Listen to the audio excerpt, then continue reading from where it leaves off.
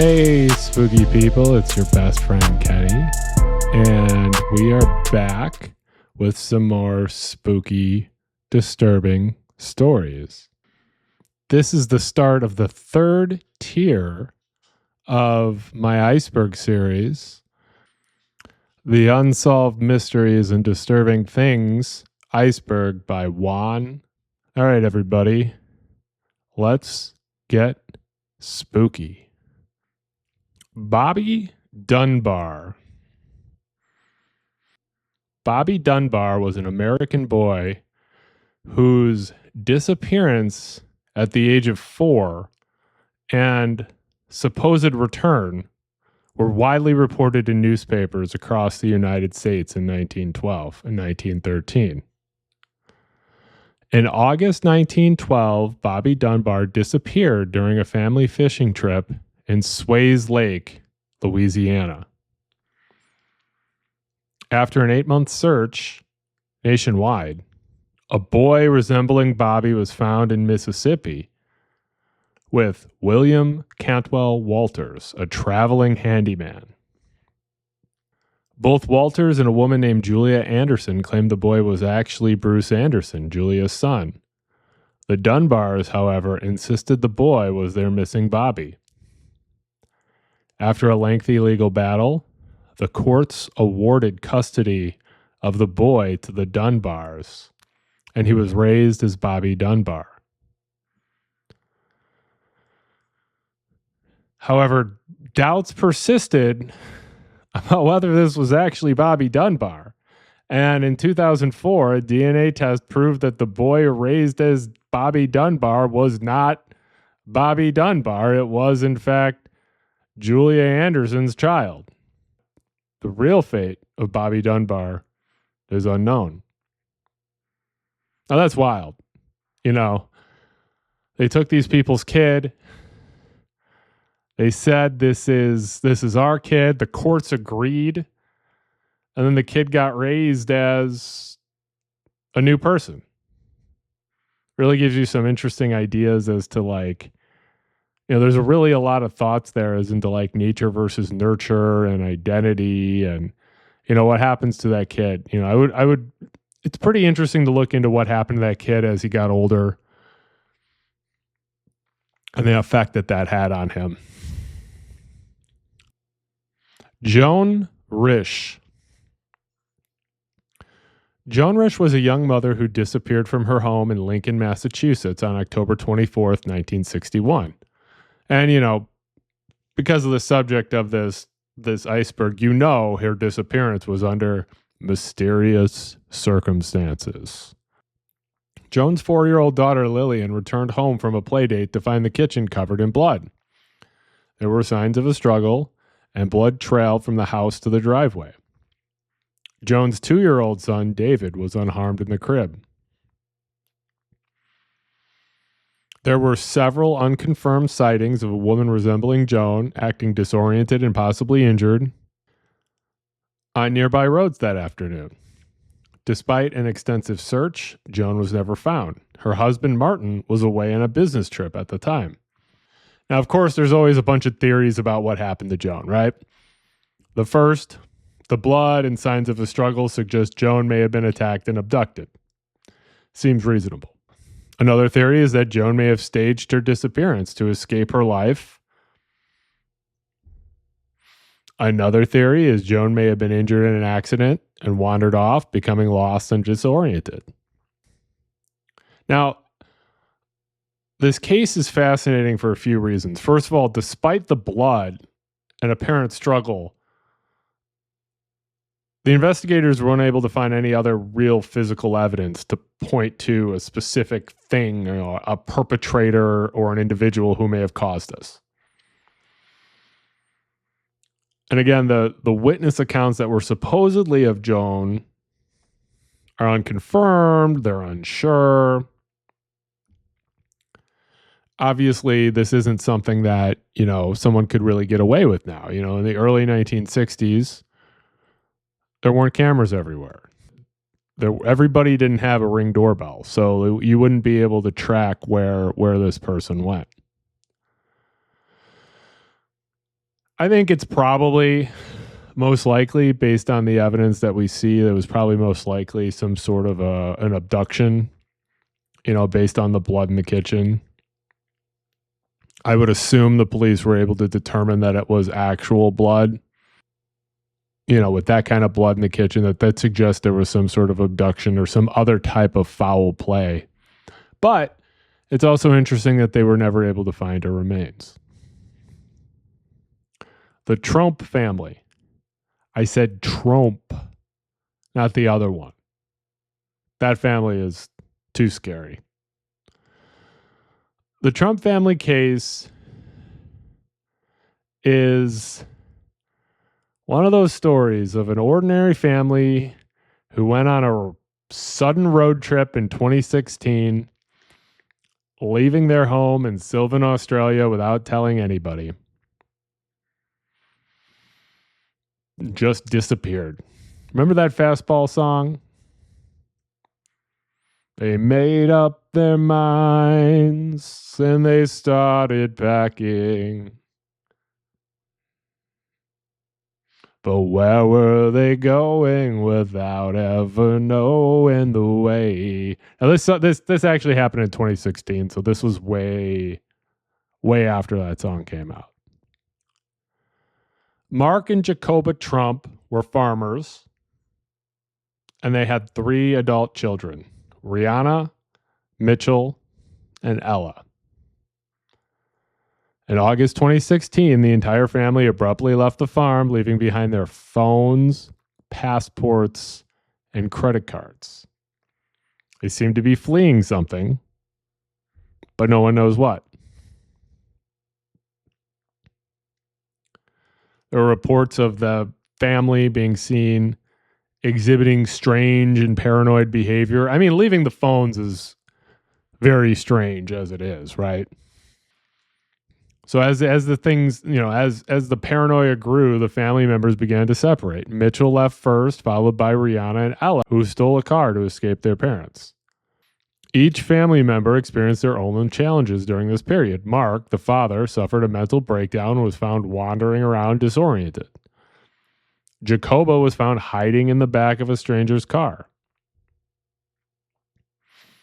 Eventually, all 5 family members were located and reunited. They received medical treatment and gradually returned to a semblance of normalcy. But no one knows why their sudden departure, what was up with their erratic behavior.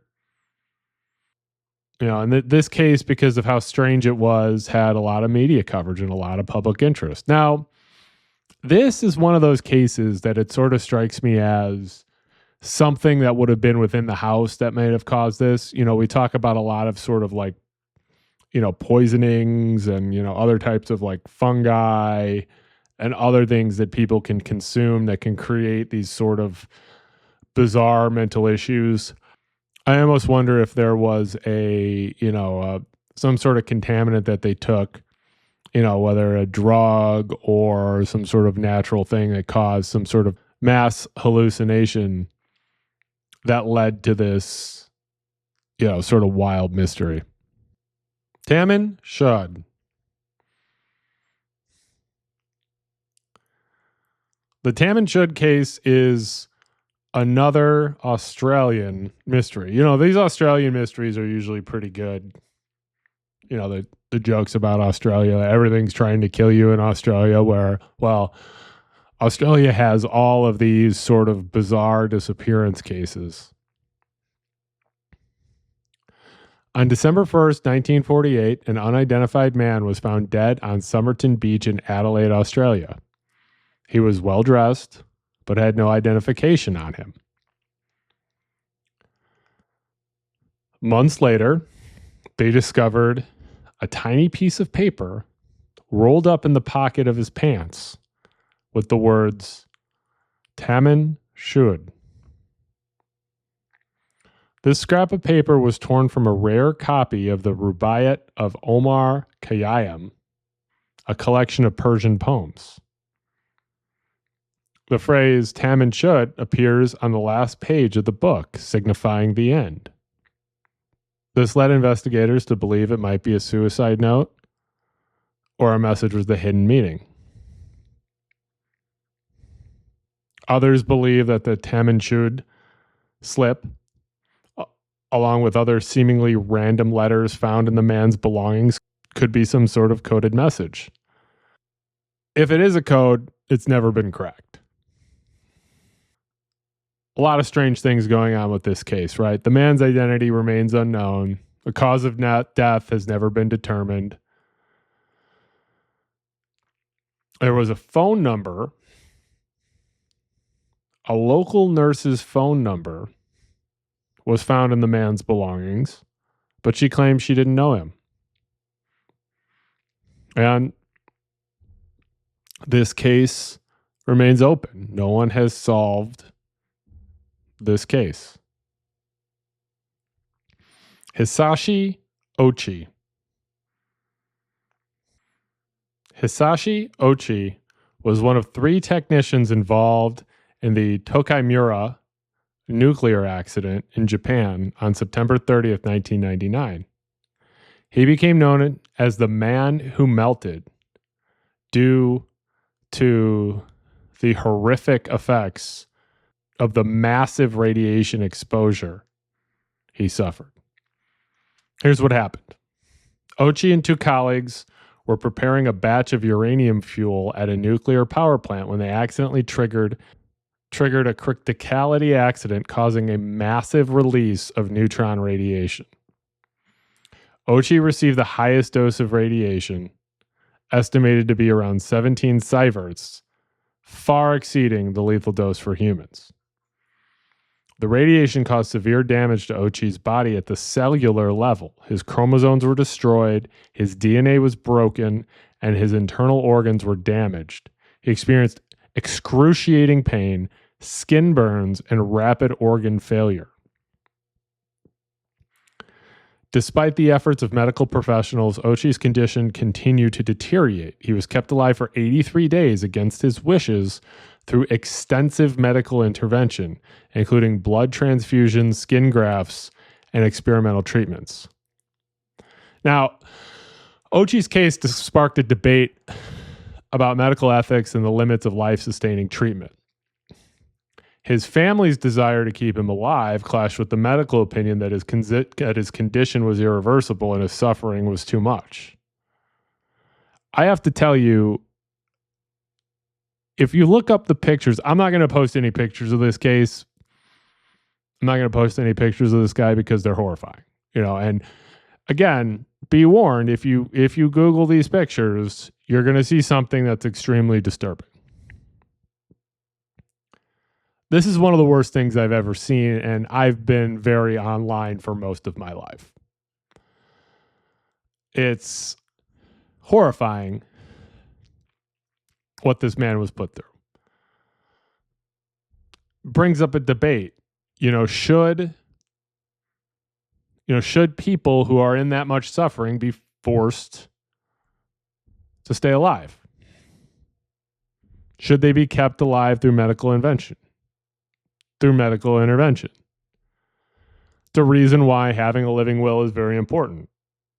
So you should go see your lawyer and get your end of life documents set up. And, if you need some sort of DNR, I'm not sure that there will be a specific scenario that says if you're given a massive dose of radiation, whether to keep you on life support or not. But I'm sure there'll be a broader thing that should help avoid, being in this scenario. But yeah, this is horrible. And what this man went through was horrible. And I think it really sort of pushed the limits about what we knew about radiation exposure.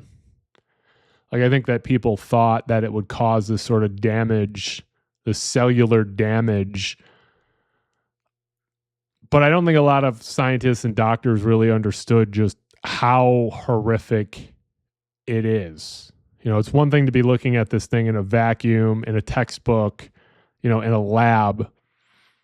And it's another thing to be looking at this, literally staring at another human going through this.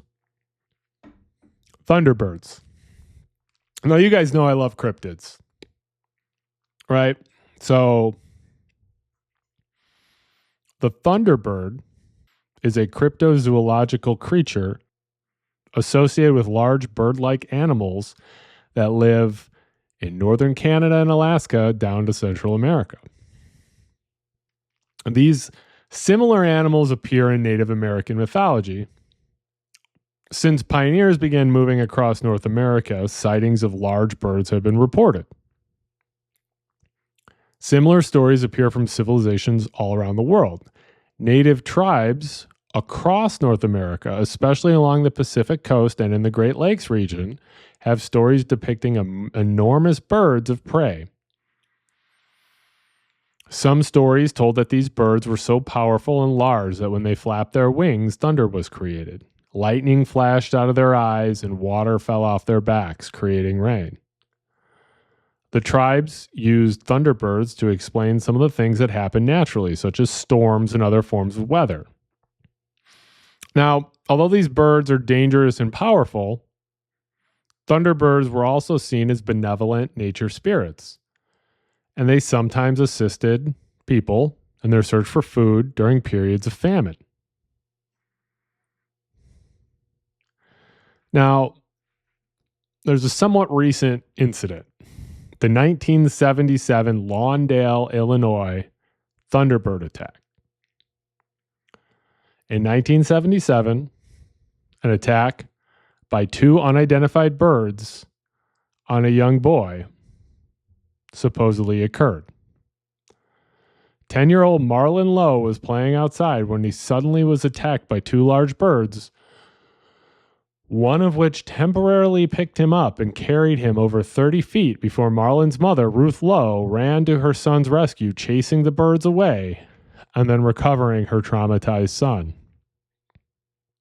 Several eyewitnesses seen the attack take place, and the birds were described as having a white ring around their necks, a 4.5-foot body, with each wing approximately 4 feet long, a hooked bill, 3 front claws, 1 back claw, and a large black body. Now, there have been other sightings of large bird-like creatures in the United States and Canada. In 1890, 2 Arizona cowboys claimed to have shot and killed a large bird. It was described as having no feathers and it had the head similar to an alligator. I don't know, that kind of sounds like an alligator to me. Maybe they were confused. Some suggested that the report was a pterodactyl or a dragon rather than any modern day bird, but I think that's unlikely. Now, what are these birds, right? The biggest birds in the area, in North America, are the albatross and the Andean condor. They've never discovered bigger birds than those birds. But, the belief is maybe these things are still alive and we just haven't caught it. I don't think that's that possible. I think, the underwater cryptid that we haven't seen is probably, more plausible. Although maybe, if it's a cryptid, it has some magic to it. So maybe it is possible. Maybe there are these magical giant flying birds, or maybe people are just confusing other birds for these magical giant birds, or maybe it's a little bit of a perception issue. Maybe someone is, either hallucinating or drunk or dehydrated or sick and seeing these birds sort of flying around. Regardless, they sound pretty cool to me. So I like the Thunderbirds. Negoro.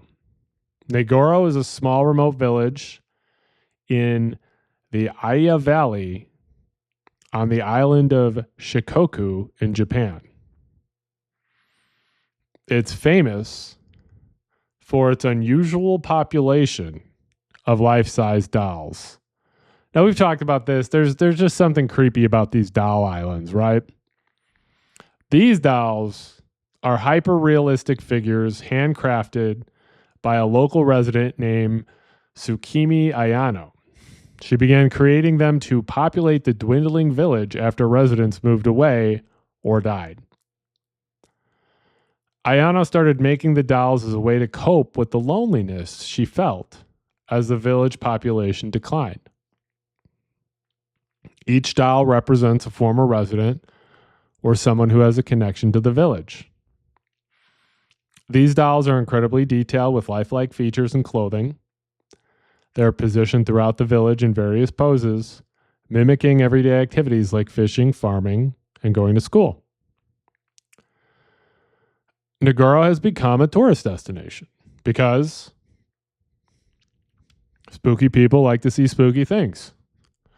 Visitors come to see the eerie yet fascinating spectacle of the village, seemingly frozen in time, populated by these silent dolls. Now, I'm sure this is probably pretty fascinating to see. I would go look at this. I probably wouldn't spend the night in this area because it would probably freak me out. I bet it would be cool to go see the village, see how eerie everything is, take some pictures. I bet you could take some really neat pictures about what's going on in this area. Probably doesn't help that the village is remote, so it becomes sort of a trek to go see these things. And when you're primed to go see this stuff, you're more likely to take in, you're more likely to sort of believe the mythology of the place. You're more likely to see things because you're making this a destination that you're going to see. So you can go look at it. You can go check it out. And if you want to go, send me a message and maybe we'll go. Maybe we'll go and we'll hang out at this doll place. The Devil's Tramping Ground. The Devil's Tramping Ground is a clearing in the woods of North Carolina. And this clearing is shrouded in the local legends and local folklore and spooky tales. It's located near Siler City, and it's a circular patch of barren land about 40 feet in diameter where, according to folklore, the devil himself paces in circles at night, plotting his evil deeds. See, when I plot my evil deeds, I don't walk around in a circle. I'm more of just sort of a back and forth pacer.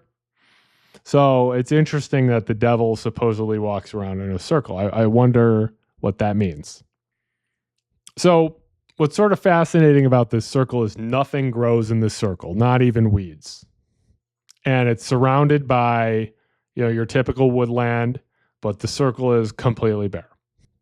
The legend is that anything within the circle that's left within the circle overnight will be gone by morning, supposedly removed by the devil. Locals also say that animals, in particular dogs, are terrified of the area and refuse to go near it. People who have spent the night in the circle, because of course people have, right?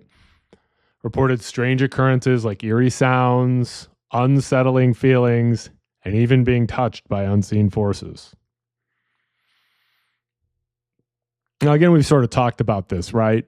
But I feel like if you are going to go spend the night in this area and the history of it, you're more likely to, experience something and consider it to be paranormal activity, right?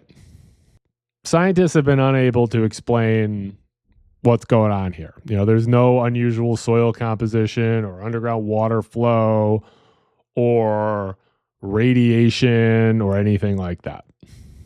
So it's a mystery. Again, you can go visit the Devil's Tramping Ground. I bet it's pretty neat to see. This is one of those things that I don't really have like a good explanation for it. I would say that there's probably a natural reason for this to occur, but if scientists haven't been able to figure it out, they know better than I would, right? So who knows? I'm sure there's an explanation that isn't, the devil walking around. But even that explanation makes it kind of spooky, right? Because, you know how hard it is to stop weeds from growing in an empty space. So, whatever's going on there is unsettling. And it doesn't necessarily, like, I don't believe in the devil, right? Doesn't have to be devil related, but it's still sort of like a natural phenomenon that's unexplained. So that's interesting to me. Aircraft boneyard. An aircraft boneyard or an aircraft graveyard is a storage area for aircraft that are retired from service. Kind of like a massive dump of old planes. So why do these places exist? Well, some are kept there in case they're possibly reactivated in the future, which sounds scary to me, Boeing, right? These tend to be kept in deserts. So the drier conditions help preserve the planes. People use these areas to have a source of spare parts. Components can be salvaged from retired aircraft and used to maintain other aircraft that are still in service. I don't like that either. When I get on a plane, when I get on something that is going to be flying that high in the air, when I get on anything that is going to be up in the air or moving at any sort of speed, faster than I can run, I want all brand new stuff in there. I'm sorry. I want the best. So don't tell me when I'm getting on a plane that, oh yeah, we found this piece that makes this thing fly out of this 24-year-old, probably older than that, out of this 44-year-old airplane that's been stuck in this desert for 10 years. Like, I don't like hearing that. It's one of those things that you're better not knowing about, right? Jack Stauber. Jack Stauber is an American musician, animator, and internet personality who has a unique and surreal artistic style. He creates catchy music with quirky lyrics and pairs them with captivating visuals that often incorporate vintage VHS analog aesthetics. He blends elements of pop, lo-fi, and avant-garde music to create a sound that's both familiar and unpredictable. He also has distinctly unusual vocal techniques and is an expert at manipulating his voice to create a variety of effects. He also pairs animation with a lot of his songs. His animations are supposed to evoke a sense of nostalgia, reminiscent of old cartoons, public access television, and vintage commercials. He uses a variety of techniques like animation, stop motion, claymation, digital animation, all in a similar video. These videos are supposed to be surreal and dreamlike with strange imagery, unpredictable twists, and an overall dreamlike quality. He has a YouTube channel. You can go check it out. I'll throw a link in the description. Go check out his music. He might be on Apple Music. I haven't checked.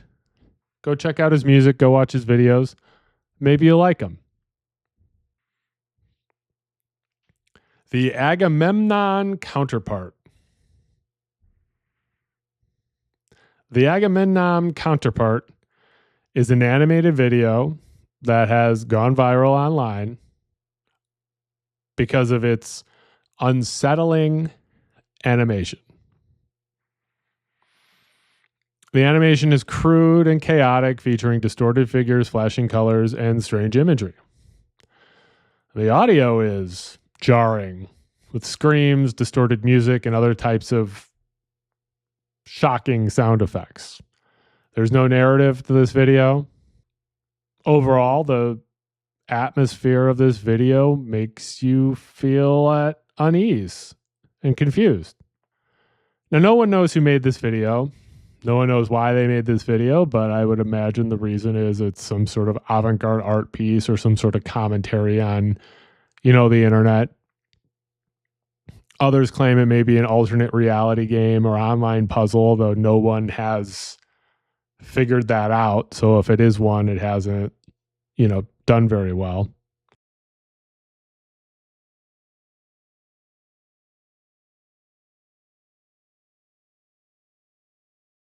We're here because we like weird things. That video was pretty weird. Again, I sort of feel like this is the type of thing that was just sort of created to just sort of be weird on the internet. And there's nothing wrong with that, right? Being weird on the internet, I'm weird on the internet. Being weird on the internet is a place to let your weird flag fly. The internet is a safe place for weirdos. Safe place for us weirdos. Cracks, or sometimes called Crack Monster, is a short animated segment that aired on Sesame Street in the 1970s. Now, this was another one of those pieces of lost media that was eventually found. Somebody remembered this bizarre video, claimed it was on Sesame Street, and they're like, this thing was so weird, so creepy. I saw this as a kid. It scared me. And some other people remembered it too. And eventually it was found. And guess what? It's pretty weird. The plot is that a young girl is stuck inside on a rainy day looking at cracks in her bedroom wall. The cracks come to life as friendly animal figures who take her on an adventure through the walls. Today's a rainy day and I can't go out and play. Would you take me for a ride, Camel? Said the camel crack, climb upon my back. And right through the wall they did go. When out they came again, they were standing by Crack Hen. Hello to you, Miss Hen, meet my friend. Then went the three to wall where Crack Monkey lived close. They then encounter a larger, menacing creature called the Crack Master, who tries to scare them. Corner found a giant crack. Who are you, they said. The crack just growled instead and made himself look very big and mean. He said, I am Crack Master. But just then the wall plaster began to crumble to the floor, and where the monster stood were only beams of wood. He destroyed himself trying to be mean. The girl and the animal cracks escape. The walls crumble along the Crack Master, and the girl returns to her room. Says goodbye to her friends, her crack animal friends. Now, what's interesting about this is really the fact that this really sort of creepy story was just sort of put on a kid's show. But, there are kind of a lot of examples of this. There are a lot of weird things that end up finding their way into kids shows. And I think sometimes that's done. I think a lot of times it's done on accident, right? Like a great example of that are clowns. Like I think a lot of people find clowns to be inherently creepy. And then, clowns end up being this sort of child thing. And kids even find these things creepy, but there are innocent clowns. And I think that this was sort of another one of those things where, this was made for Sesame Street. Sesame Street, especially, in the 70s and 80s when this aired, there was a lot of pressure to produce a lot of content in a short period of time. I'm sure it was made. I'm sure, everyone looked at it and said, yeah, this is probably fine. And then it turned out to be not so fine. And it scared a lot of kids. And then it disappeared. There was a lost media search for it. People finally found it. And then now you can watch this and you watch this and go, yeah, this is creepy and disturbing. Lake City Quiet Pills. We're now getting into some of these internet mysteries that have been covered by a lot of my favorite YouTube creators. Lake City Quiet Pills has been covered by both Scare Theater and Nexpo, who are two of my biggest influences on YouTube. I wish I could create videos as good as theirs. And really, those two videos, although especially Nexpo's is very long, does the best in-depth analysis of what Lake City Quiet Pills is. Lake City Quiet Pills was discovered due to a Reddit user and his Reddit posts about the death of a friend. And there's sort of all of this lore and questions about, well, there was all this information about some sort of a meeting. The term Lake City Quiet Pills is, Quiet Pills is known for bullets, and Lake City is an area where bullets are produced. So Lake City Quiet Pills has this sort of, coded imagery about bullets. And there's a belief that this internet poster and all these sort of vague postings relate to an assassination. Whether you believe that or not, I suppose, is up to you. I will leave a link in the description for the sort of in-depth analysis from, the aforementioned Nexpo and Scared Theater. Again, it could just be, a whole internet trolling thing, but it's one of those internet rabbit holes that I can't sufficiently explain in a few minutes. And there's a lot of off-the-wall theories relating to it, but Nexpo and Scared Theater do a great job explaining it.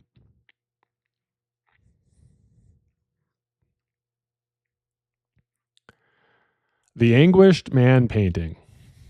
The Anguished Man painting is a painting that allegedly has paranormal activity. The painting is a distorted torture figure, seemingly screaming in anguish. The artist is unknown. The painting's current owner, his name is Sean Robinson, claims his grandmother inherited the painting from the artist himself. She told him the artist mixed his own blood with the oil paints before unaliving himself shortly after finishing the work. Robinson's grandmother supposedly kept the paint hidden in her attic for 25 years, claiming it was cursed or haunted. She reported hearing strange noises and experiencing a feeling of unease when the painting was around. Since Robinson has inherited the painting, he has reported strange or paranormal occurrences. He claims to have heard crying, screaming, and moaning coming from the room where the painting is kept. He and his family claim to have seen a shadowy figure moving around the home. They claim that objects have moved inexplicably, doors slammed shut, and there have been sudden drops in temperature reported. A lot of poltergeist-like activity. Now, of course, there's skepticism, right? And the big skepticism, or the skeptics say, well, there's no concrete evidence that any of this has ever actually happened.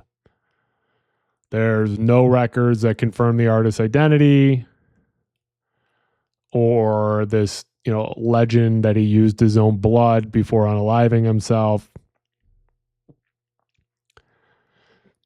And, this becomes another one of those things where Robinson may be experiencing this paranormal activity because of the haunted history he was told about this painting, right?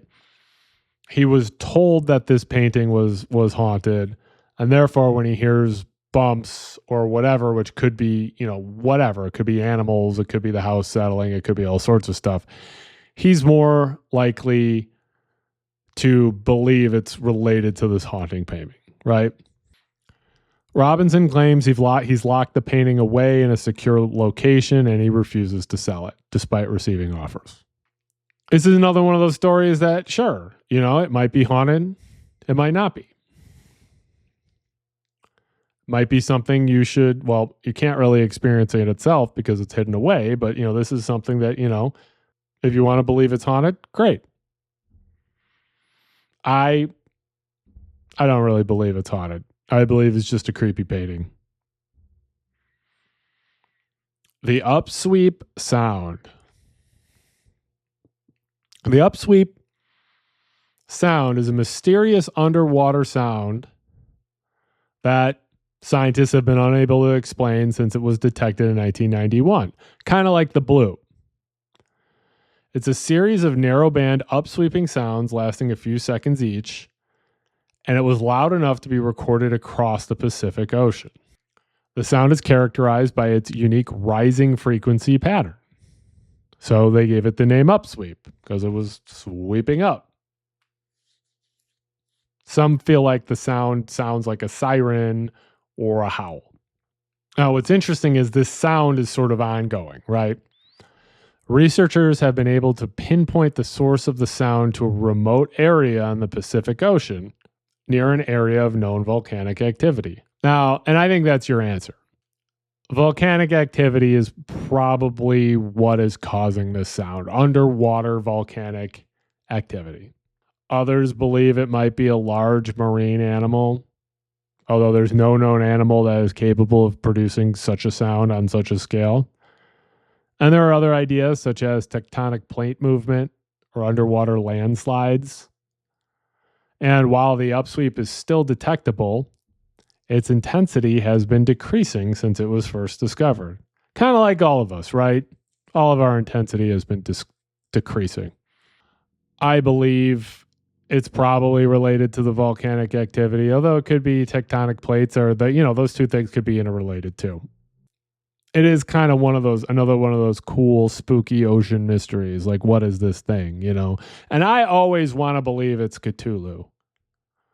So maybe it's Cthulhu. We cannot discount Cthulhu. Cthulhu does not want you to discount him. You discount Cthulhu at your own peril. The Green Children of Woolpit. The Green Children of Woolpit is a legend from 12th century England. It's about two children with green skin who mysteriously appeared in the village of Woolpit in Suffolk. The children, a brother and a sister, had green skin, spoke an unknown language, and initially refused to eat anything but raw, broad beans. Crunchy. They claimed to come from a land called St. Martin's Land, where everything was green and the sun never shone. They described it as a subterranean world accessed through a cave. Over time, the children learned to eat other foods and their green skin eventually faded. The boy was sickly and died shortly after their baptism. The girl grew up, married a local man, and reportedly lived a normal life. The origin of these two children and the reason for their green skin are a mystery. Now, you have to keep in mind that this is 12th century England.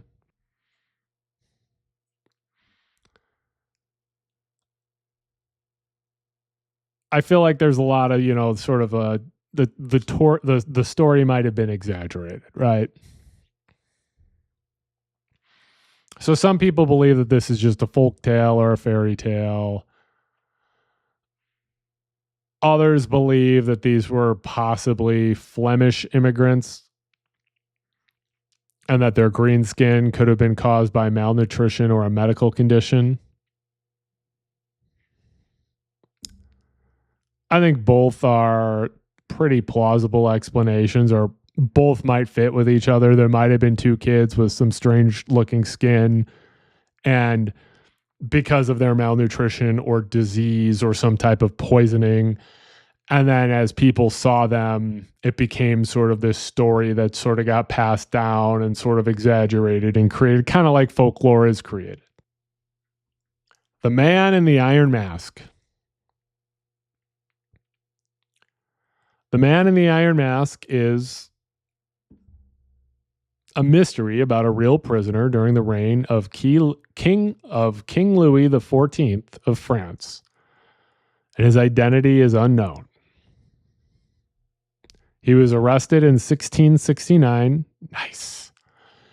and held in prison, including the Bastille, for over 34 years.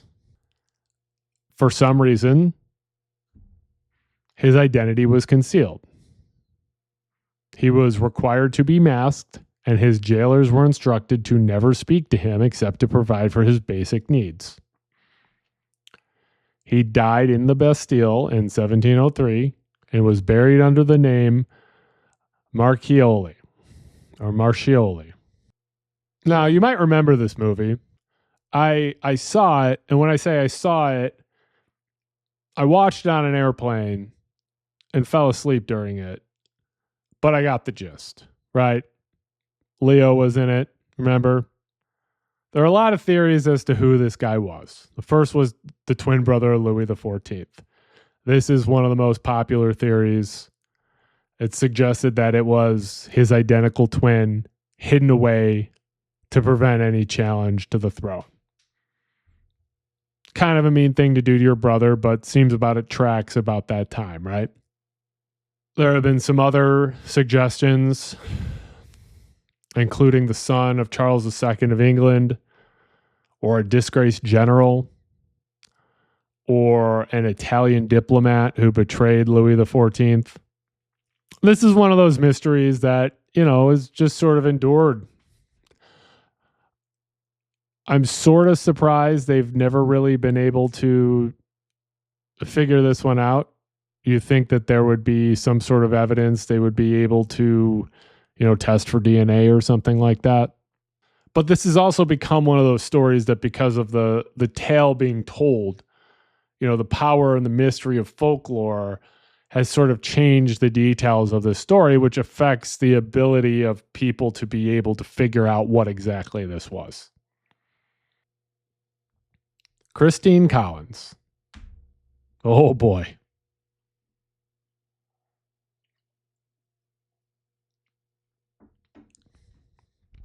Christine Collins was a mother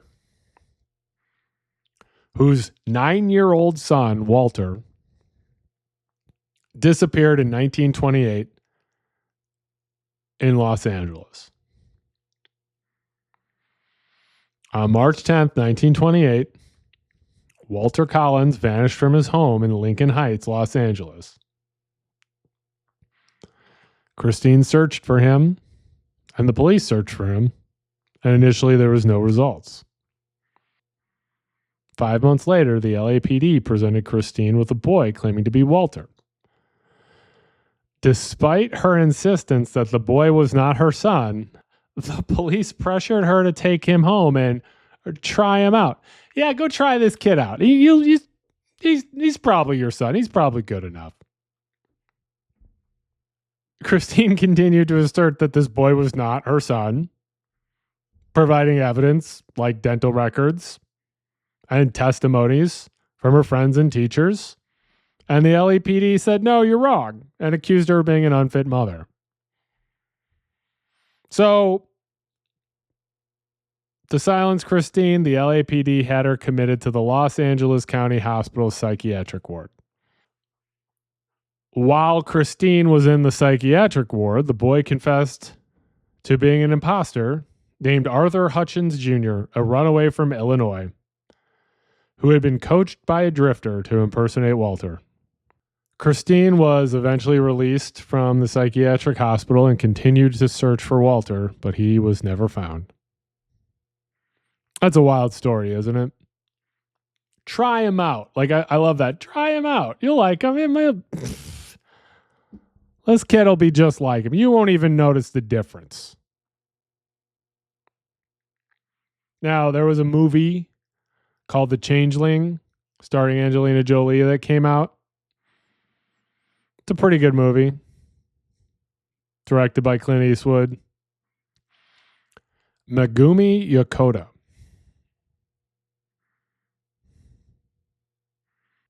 Megumi Yokoma is a Japanese citizen that was abducted by North Korea when she was 13 years old.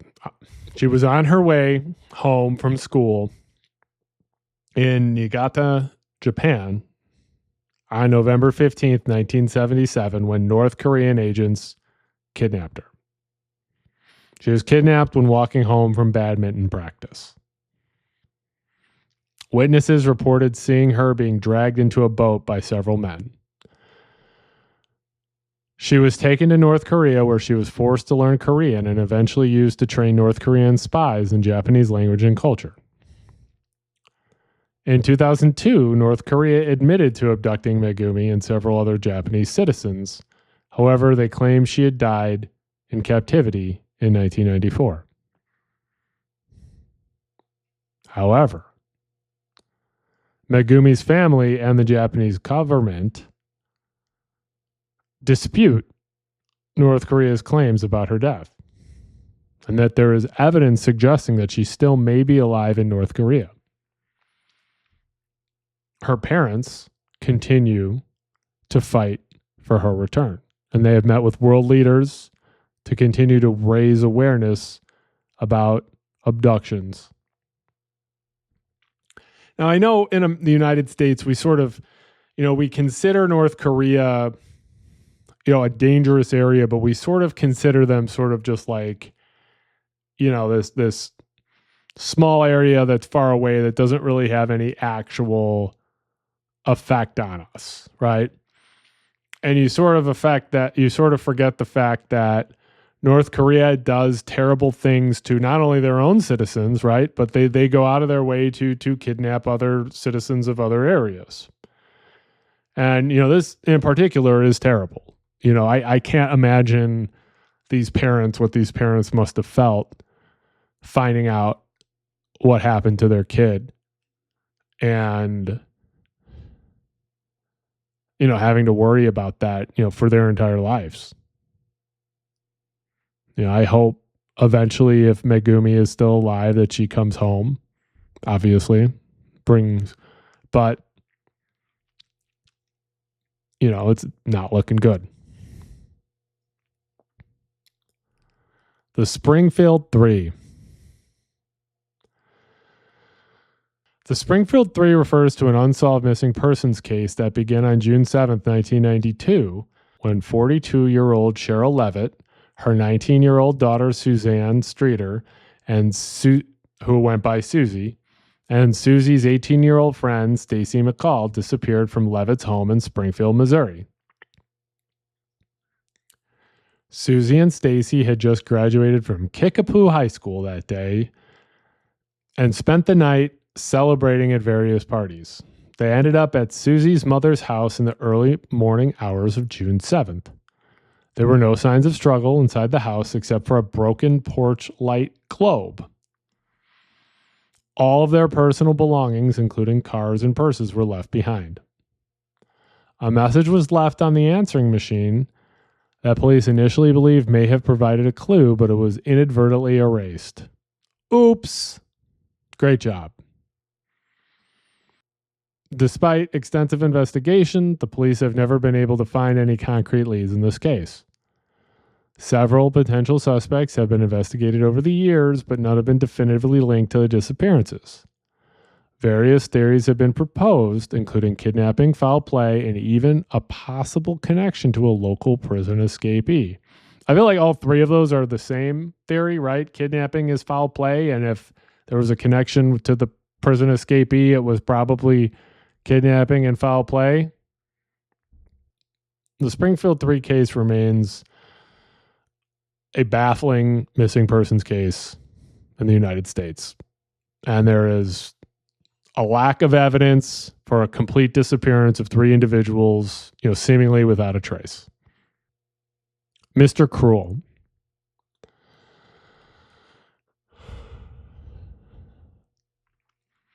Mr. Cruel is probably well known to a lot of true crime aficionados. Mr. Cruel is a unidentified Australian SAer,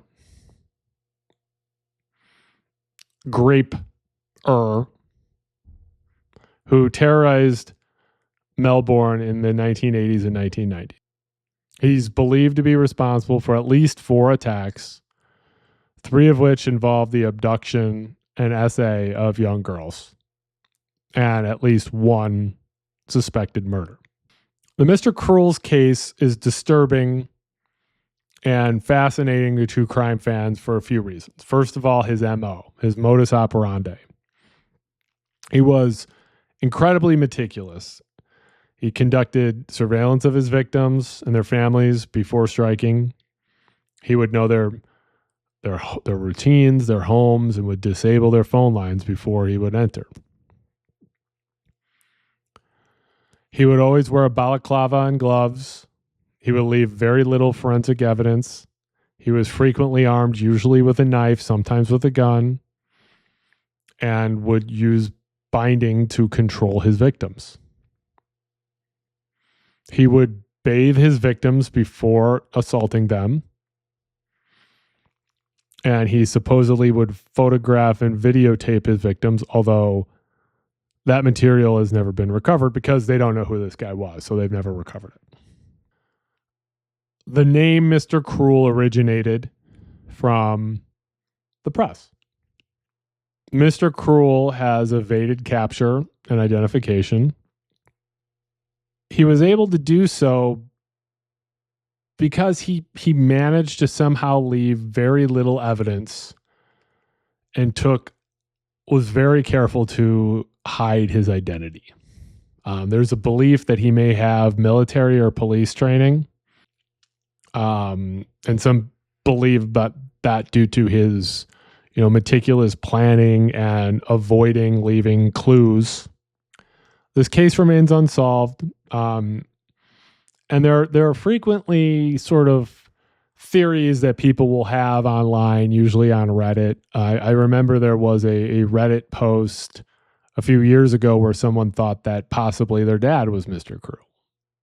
But that didn't lead anywhere, obviously, because then this case would be solved. Agent 355. Agent 355 is a figure from the American Revolutionary War. She was supposedly a female spy who played a vital role in the Culper Ring, a spy network organized by George Washington to gather intelligence on British activities in New York City. 355 is a code name. People believe it was most likely derived from the Culper Ring cipher system, where 355 meant lady, clever. Her identity remains unknown, adding to her allure. And also, it's pretty cool to think that, in the 1700s, there was this woman who played, this incredible role in, the American Revolutionary War. And this is a story that more people should know about because, she was able to do some pretty amazing stuff. It's a pretty interesting story. Of course, there are theories as to who she could be.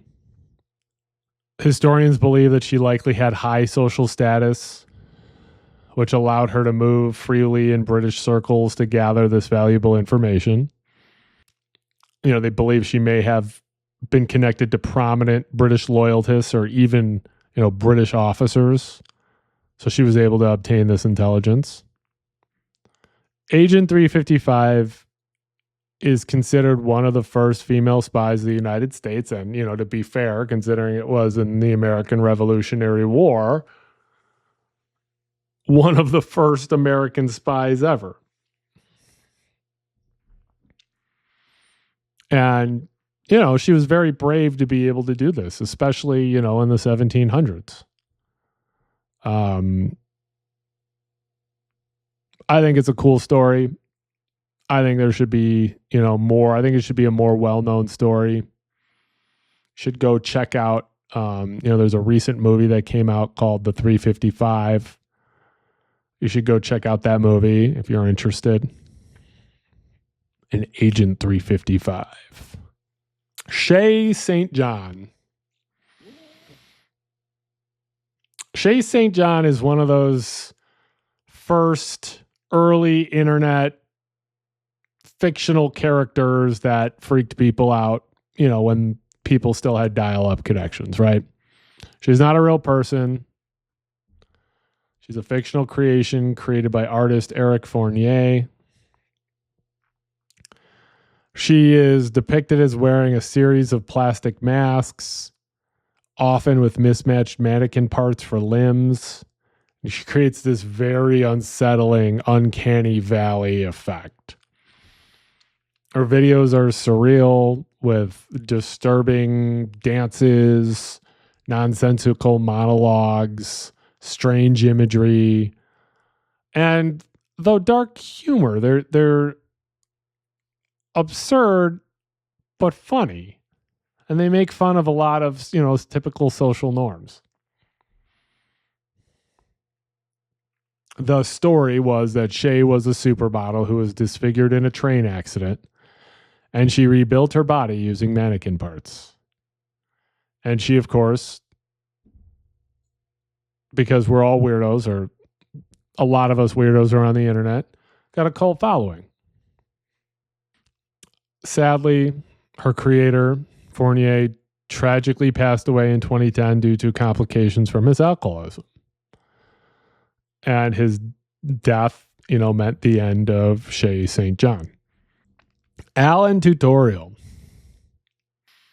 Alan Tutorial is a surreal and unsettling web series created by Alan Resnick that ran from 2011 to 2014. It centers around a fictional character named Alan who loves making YouTube tutorials.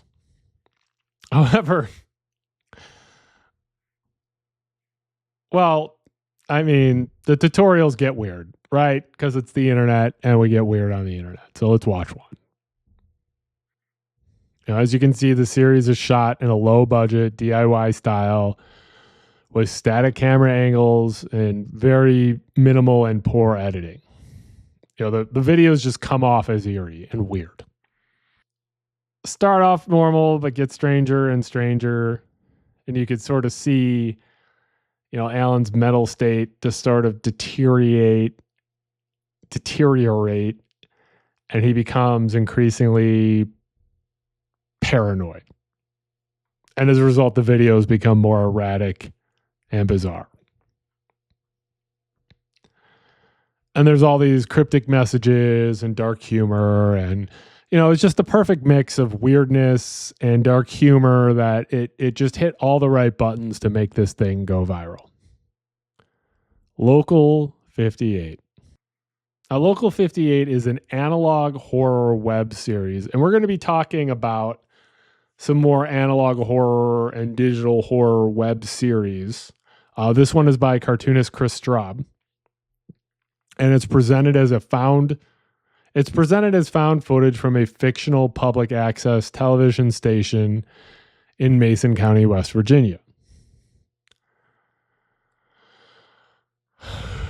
The found footage format is really the key to these episodes. And they're presented as a recovered broadcast from this local television station or public broadcast station. So it has static and glitches and the lo-fi aesthetic of those videos that you would find in VHS tapes recorded off television. The broadcasts often have, very strange messages and, really disturbing public service announcements that sort of imply something very bad is going on. And so it doesn't have like your typical narrative, right? The narrative is sort of pieced together from these various broadcasts and as they sort of unfold on the screen. And if you're sort of walking away from this, you can just sort of appreciate it as basically a horror story told in these, broadcasts in this sort of, near apocalyptic world. Hey, this has been your best friend Kenny. Thank you for watching my video. Please subscribe, like, and share. Hey, spooky people, it's your best friend Kenny here, and we are moving along with Tier 3, Part 2 of my Iceberg series. You can go check my Iceberg playlist for the other entries in this series. This is the Unsolved Mysteries and Weird Things Iceberg by Juan the Pickle.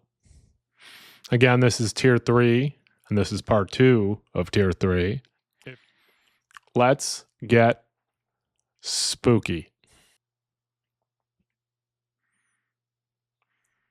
Petscop.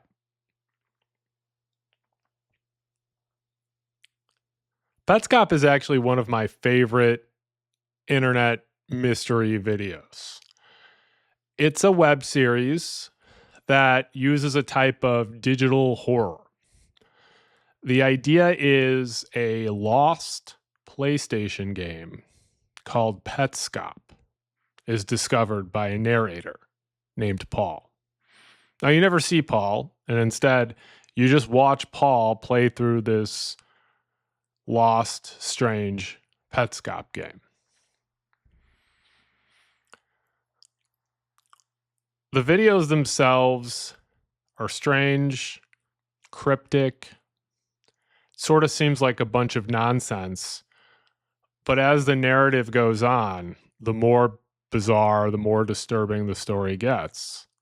And you start to learn that Paul not only is an unreliable narrator, but he has a relationship with this game that he hasn't really disclosed. Petscop blurs the lines between fiction and reality as the game starts to interact with Paul's real life. And, remember, we're supposedly watching Paul create these videos for someone else. One of my favorite YouTubers, Nexpo, did a definitive video on Petscop, but it's about 5.5 hours long between the two parts. So it's a long watch. I think Petscop is absolutely worth watching the entire series if you enjoy horror, if you enjoy unsettling YouTube content, which, I mean, you're here watching my videos, so you must be. You can check Petscop out on YouTube, and there's tons of other videos sort of explaining other people's interpretations of the meaning. But the interesting thing is the videos are so cryptic that there really isn't a right answer. There really isn't a right answer to what Petscop is about. And you'll find wildly different interpretations on what it means. The M Cave. The M Cave is a cave located in the Mojave Desert near the Nellis Air Force Base in Nevada. It became notorious when Kenny Veach, a hiker and a YouTuber, claimed to explore it in 2014. Veach posted a comment on a YouTube video describing his experience with the cave. He claimed its entrance was shaped like a perfect M and that he felt intense vibrations and an overwhelming sense of fear as he approached it. He fled. He later attempted to relocate the cave, documenting his search in a series of videos. However, the cave disappeared without a trace. And I'm looking for a cave that I found, and I didn't have a sidearm when I was here before, and something about that cave just spooked me. Out of all the caves I've ever gone in, this one just made my body vibrate. The closer I got to it, the crazier my body felt, and I was like, all right, I'm not going to go in there right now, but I'm coming back someday. And I talked to some people on YouTube, and I told them, hey, I'm coming out here, because they kind of called my hand on it. So I don't know if there's going to be anything to it, but it might be interesting. If I can find it, I got to relocate it, and this is a big mountain range I'm in. Veach's description of what he felt as he approached the cave fueled a lot of online speculation about the cave, right? Some believe that there's paranormal activity related to the cave or government experiments. Veach would then disappear, which has made the mystery of the M Cave even more mysterious. His phone was found near an abandoned mine shaft, and his truck was located at an empty trailhead, but his body was never recovered. Other YouTubers have attempted to locate the M Cave, but no one has found it. Some believe it may have been a figment of Veach's imagination or a hoax, while others believe it's a real location that has been intentionally hidden. The Great Molasses Flood. Now, this is something that could only have happened in the early 1900s, right? The Great Molasses Flood, also known as the Boston Molasses Disaster, was an event that occurred on January 15th, 1919 in the North End neighborhood of Boston. A massive storage tank holding over 2.3 million gallons of molasses burst. This tank, which was owned by the United States Industrial Alcohol Company, was used to store molasses for the production of rum and industrial alcohol. The rupture sent a wave of molasses estimated to be 25 feet high and traveling 35 miles per hour, surging through the streets of North End. The thick, sticky molasses engulfed buildings, crushed structures, and trapped people. The disaster resulted in 21 deaths and over 150 injuries. Investigators would pin the cause of the disaster on the poor construction of the tank, which was made with substandard materials and inadequate safety measures. The weather was unseasonably warm in the days leading up to this disaster, which may have caused an increased amount of pressure within the tank. It's also believed that the molasses began to ferment inside the tank, causing carbon dioxide gas that further increased the internal pressure within the tank. Rescue efforts were hampered by the thick molasses, which made it difficult to reach and free trapped individuals. The cleanup took weeks, with the molasses seeping into the foundations of buildings and into the harbor. Of course, many lawsuits were filed against the company, resulting in settlements for the victims and their families. The Great Molasses Disaster led to improved safety standards for the construction and maintenance of large storage tanks. This event has, of course, become part of Boston's local folklore, with lots of stories and legends surrounding the events. Some Bostonians even claim that on hot summer days you can still smell the faint scent of molasses in the North End. The Collar Bomb Bank Robbery. Now, this is a weird one, and it's a somewhat recent one. I'm surprised I haven't heard it. The Collar Bomb Bank Robbery refers to an incident that occurred in Erie, Pennsylvania on August 28, 2003. It involved a man named Brian Wells who delivered pizza to a remote location and found himself in the middle of a terrifying situation. After arriving to deliver the pizza, Wells was confronted by a group of individuals who had constructed a bomb collar, a device strapped around his neck that resembled a bomb. He was instructed to rob a local bank to obtain money to secure his release. The situation escalated, and he was forced to comply with the demands of his captors. He would rob a PNC bank of over $8,000. Wells was apprehended by law enforcement, and the collar bomb was detonated while he was in police custody. The bomb exploded, killing Wells. The entire situation was so strange that it left law enforcement with a lot of questions. Their investigation revealed a broader conspiracy involving several accomplices, leading to arrests. However, the case is still not fully fleshed out. There are theories about whether Wells was a willing participant or an unwitting victim. This reminds me of the Saw movies, right? The Little Albert Experiment. The Little Albert Experiment was a controversial psychological experiment conducted in 1920 by John B. Watson and Rosalie Rayner at Johns Hopkins University. It is horrifyingly unethical. The subject was a 9-month-old infant known as Little Albert. Watson and Rayner sought to demonstrate that fear can be learned or conditioned. They presented Albert with a white rat, which he initially showed no fear of. Then they paired the presentation of the rat with a loud, startling noise, in this case a hammer striking a steel bar. After repeated pairings of the rat and the loud noise, Albert began to cry and show fear at the sight of the rat alone. He had been conditioned to associate the rat with the unpleasant noise.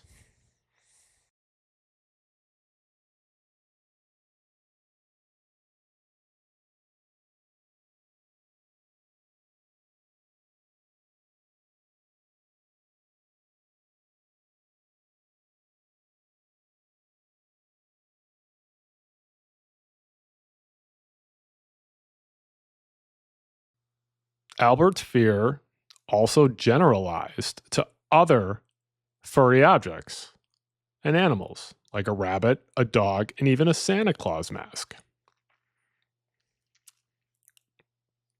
Now, there are a lot of issues with this experiment. The first obviously being that this is a 9-month-old that they caused severe trauma in, right? They also believe, or people now believe, that there wasn't proper informed consent, that Albert's mother was not fully informed about the nature of the experiment and its potential risks.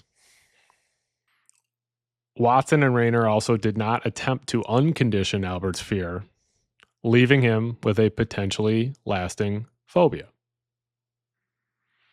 Despite the problems with this experiment, it had a significant impact on psychology. It provided evidence for classic conditioning in humans, showing how emotional responses can be learned through association. It contributed to the development of behavioralism, a school of thought that emphasized the role of environmental factors in shaping behavior. The identity and fate of little Albert are unknown. Recently, people have decided that it could have been a child named Douglas Merritt, a child who died at 6 years old. There's some belief that if this is true, his underlying condition may have affected his responses and made him more vulnerable to harm. I don't like stories about kids, so I don't like that entry. What caused the Bronze Age collapse? The Bronze Age collapse was a period of widespread societal collapse that occurred around the end of the Late Bronze Age, around 1200 BC, in the Near East, Europe, and North Africa. It was a time of great upheaval and change, marking the transition from the Bronze Age to the Iron Age. There is no single universally accepted explanation for the Bronze Age collapse. Instead, it's likely that a combination of factors contributed to the widespread societal disruptions. Some of the most prominent theories are climate change. Evidence suggests a period of significant climate change around this time, including droughts and cooler temperatures, which could have disrupted agriculture and trade, leading to famine and economic instability. Sea people. There were mysterious seafaring raiders that attacked and destabilized many coastal cities and civilizations during this period. Their origins are unclear, but their impact was significant. Internal strife and revolts. Many Bronze Age civilizations experienced internal conflicts, societal unrest, and revolts, which may have weakened them and made them more vulnerable to external threats. Overpopulation and resource depletion. Some scholars argue that overpopulation and the overexploitation of resources led to environmental degradation and economic decline, contributing to the collapse. Technological advancements. The development of ironworking may have disrupted the existing bronze-based economy and power structures, leading to instability. Now, this is one of those situations where you look at this and you say, history seems to be repeating itself, right? You read through all these explanations of what caused the collapse of this society, this age, and you could sort of see, hey, we got a lot of those right now. So, I don't know. I know a lot of people like to say we're living in a decline. I'm an optimist, so I choose not to believe that, and I hope they're wrong. But, societal unrest, deep problems as they're described in this, this entry, seems pretty familiar. The North Hollywood Shootout. The North Hollywood Shootout was also known as the Battle of North Hollywood, and it was an intense and dramatic confrontation between two heavily armed bank robbers, Larry Phillips Jr. and Emil Matasarino, and officers of the Los Angeles Police Department that occurred on February 28th, 1997. Phillips and Matassa Renault attempted to rob a Bank of America branch in North Hollywood.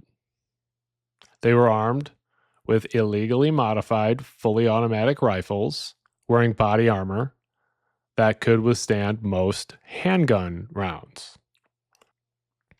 LAPD patrol officers arrived on the scene as the robbers were exiting the bank, which led to an immediate exchange of gunfire. The robbers' firepower and body armor gave them a significant advantage over the standard issued handguns and shotguns carried by the responding officers. SWAT teams were called in, but even they were outgunned initially. This shootout unfolded live on TV, with news helicopters circling around the intense firefight. LAPD officers had to resort to unconventional tactics, raiding a nearby gun store to acquire heavier weapons to combat the robbers. After a shootout lasting nearly 45 minutes, both robbers were killed. 12 police officers and 8 civilians were injured in the fight. Many cars and a lot of surrounding property was damaged or destroyed.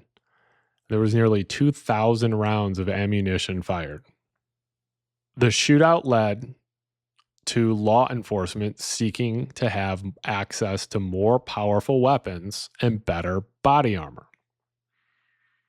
The LAPD, as well as many other police departments across the U.S., subsequently upgraded their equipment to include patrol rifles and body armor capable of stopping rifle rounds. The incident also led to changes in police training and tactics, emphasizing the need for better preparation for confronting heavily armed suspects. In the last few years, there's been a lot of talk about, and rightfully, a lot of talk about the militarization of police. And, this incident was something that heavily influenced these more heavily armed police departments that you see. So now you have local, suburban, and small town police departments that have massive, massive weaponry. The Buxhowden and Chase moving coffins cases. The Buxhowden and Chase family crypts, which are both located in Barbados, are famous for their moving coffins. Although these cases are separated by time and location, they share eerie similarities that have fueled speculation about supernatural forces. The Buxhowden Crypt is located in the graveyard of St. Joseph's Parish Church in Barbados. In 1812, when the crypt was opened for the burial of Thomasina Clark, the coffins inside were found in disarray. This happened although the vault was heavily sealed with a stone door and no signs of forced entry.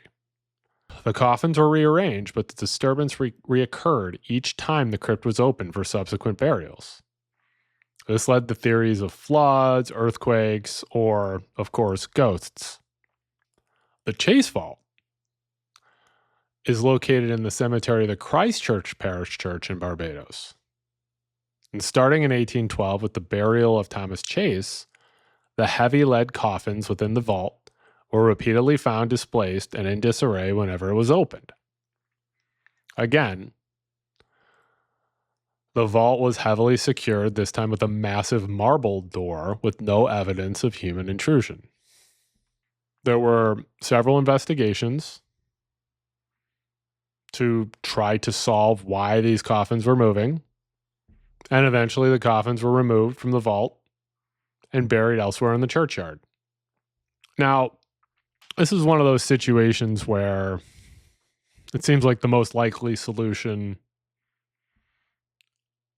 is the answer, right? So I think you have two sort of answers to this. And the first is maybe there's some sort of like earthquake or, seismic activity causing the ground to move, which would cause the coffins to move. Or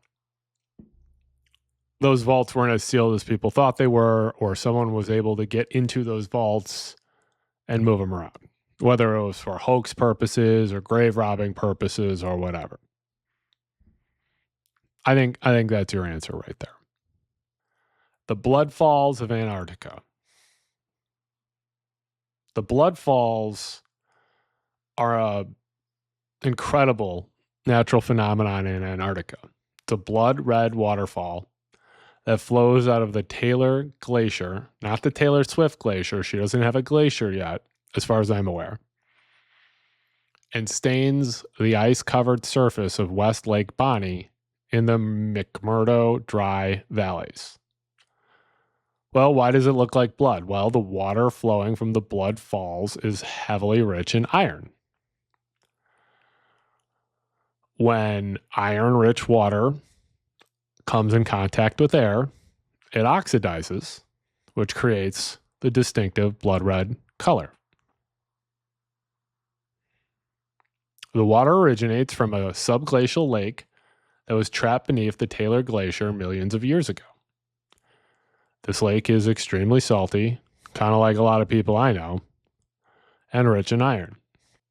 Now, this is sort of interesting because when I think of Antarctica, I just think of a vast white and gray nothingness. So to see this waterfall and these visually striking colors in that area, it's pretty fascinating. The Pollock twins. The Pollock twins, Jillian and Jennifer, at the center of a case of possible reincarnation. In 1957, their older sisters, Joanna and Jacqueline, were tragically killed in a car accident in Hexham, England. A year later, their mother Florence gave birth to two twins, Jillian and Jennifer. As the twins grew, their parents noticed striking similarities between them and their deceased sisters. Jennifer had birthmarks that were nearly identical to those of Jacqueline, including a birthmark on her forehead and another above her waist. The twins seemed to possess knowledge of places and events that they had never been to or experienced. But these places and events were familiar to their deceased sisters. They recognized toys and places in Hexham that they had never seen before. When the twins were around 4 years old, they began to ask for toys that had belonged to their deceased sisters, even referring to them by name. They also had memories of the accident itself, describing details that they could not have known. Now, of course, there are skeptics, right? And this Pollock twins case is widely discussed and heavily debated. Some people believe that the twins' experience provides a strong evidence for reincarnation and suggests that the consciousness of Joanna and Jacqueline were born into Jillian and Jennifer. Others suggest that this is a case of false memories, suggesting that the twins may have absorbed information about their deceased sisters from their parents or other sources. Others suggest because their parents, who strongly believed in reincarnation, may have unconsciously influenced the twins' behavior and memories. Now, regardless of where you land on whether they were reincarnated or not, the Pollock twins case fueled interest in reincarnation research and has contributed to the ongoing debate about the nature of consciousness and the possibility of an afterlife. I think when a parent loses their child in such a tragic circumstance, I think it sort of has such a deep psychological effect on that parent that they may unconsciously do or say things that could cause this type of behavior. So I believe the parents likely unknowingly influence this behavior out of the Pollock twins. I think that's the most likely explanation. But, if you want to believe in reincarnation and the afterlife, Good for you. The Long Island serial killer. The Long Island serial killer was a serial killer believed to be responsible for the deaths of 10 to 16 people over a period of nearly 20 years. The victims were mostly women associated with the sex work industry, and they were found along Ocean Parkway near Gilgo Beach on Long Island, New York. Recently, very recently, like last year, a suspect was arrested. This might be coming off the Unsolved Mysteries chart, but there's no conviction yet. The first remains were found in December 2010 during a search for Shannon Gilbert, a missing sex worker. Over the following months, more remains were discovered scattered along the remote stretch of coastline. Most of the victims were young women who advertised their services online. The killer would typically wrap the bodies in burlap sacks and dispose them along the highway. Many of the victims were strangled.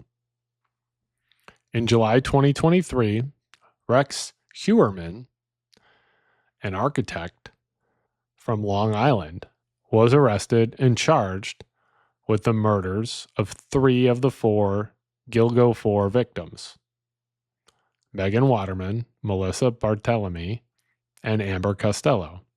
He is also the prime suspect in the murder of Maureen Brainerd Barnes, the 4th victim in the Gilgo 4. In October 2023, Heuermann was charged with 2 additional murders, bringing the total to 6. These charges were for the deaths of Jessica Taylor and Valerie Mack, whose cases had not previously been linked to the Gilgo Beach murders. There are still investigations ongoing, exploring whether Heuermann may be linked to other unsolved murders. This is one of those cases where they were able to find this guy based on people's DNA database evidence. This is another one of those cases where, someone did a 23andMe and they were able to sort of backwalk the DNA to find this guy. So is it a good thing that they caught this guy? Yes. But it's also one of those things where, there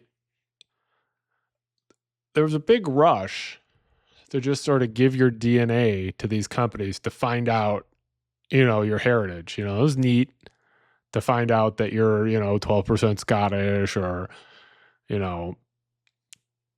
3% barbarian. That DNA that people are, willingly giving up has now become a resource for law enforcement. And I don't think a lot of people know that. Violet Jessup.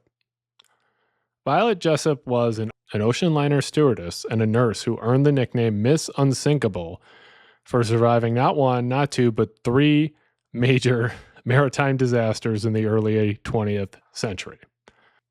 First, she was on the Olympic. She was working aboard the RMS Olympic, the Titanic's sister ship, when it collided with the British warship, the HMS Hawke. While the Olympic was damaged, it managed to return to port without sinking. Jessup was on the Titanic when it struck an iceberg and sank. She helped load lifeboats with women and children and eventually escaped in a lifeboat. The Britannic. In 1916, during World War I, Jessup was serving as a nurse aboard the HMHS Britannic, another sister ship of the Titanic, when it struck a mine and sank in the Aegean Sea. She had to jump overboard and was nearly sucked into the Britannic's propellers, but managed to escape with a head injury. Despite surviving 3 massive ship sinkings, Jessup continued to work at sea for many years.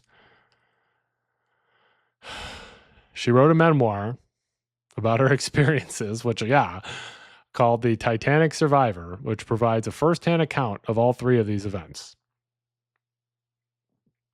I don't know. I think the first ship sinking, maybe an oopsie, right? The second ship, though, and it being the Titanic, I don't think I would be getting on a ship again after that. Probably wouldn't get on a ship after the first one, really. If I were on a ship and it sank like that, in a massive disaster like that, I think I would be done with ships for a while. And I certainly wouldn't be getting on one for the third time. But, you know, she was a strong woman, so stronger than I am.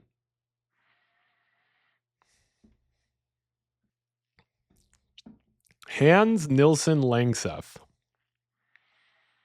Hans Nilsen Langseth was a Norwegian American who holds the record for the world's longest beard, measuring an astounding 17 feet and 6 inches long.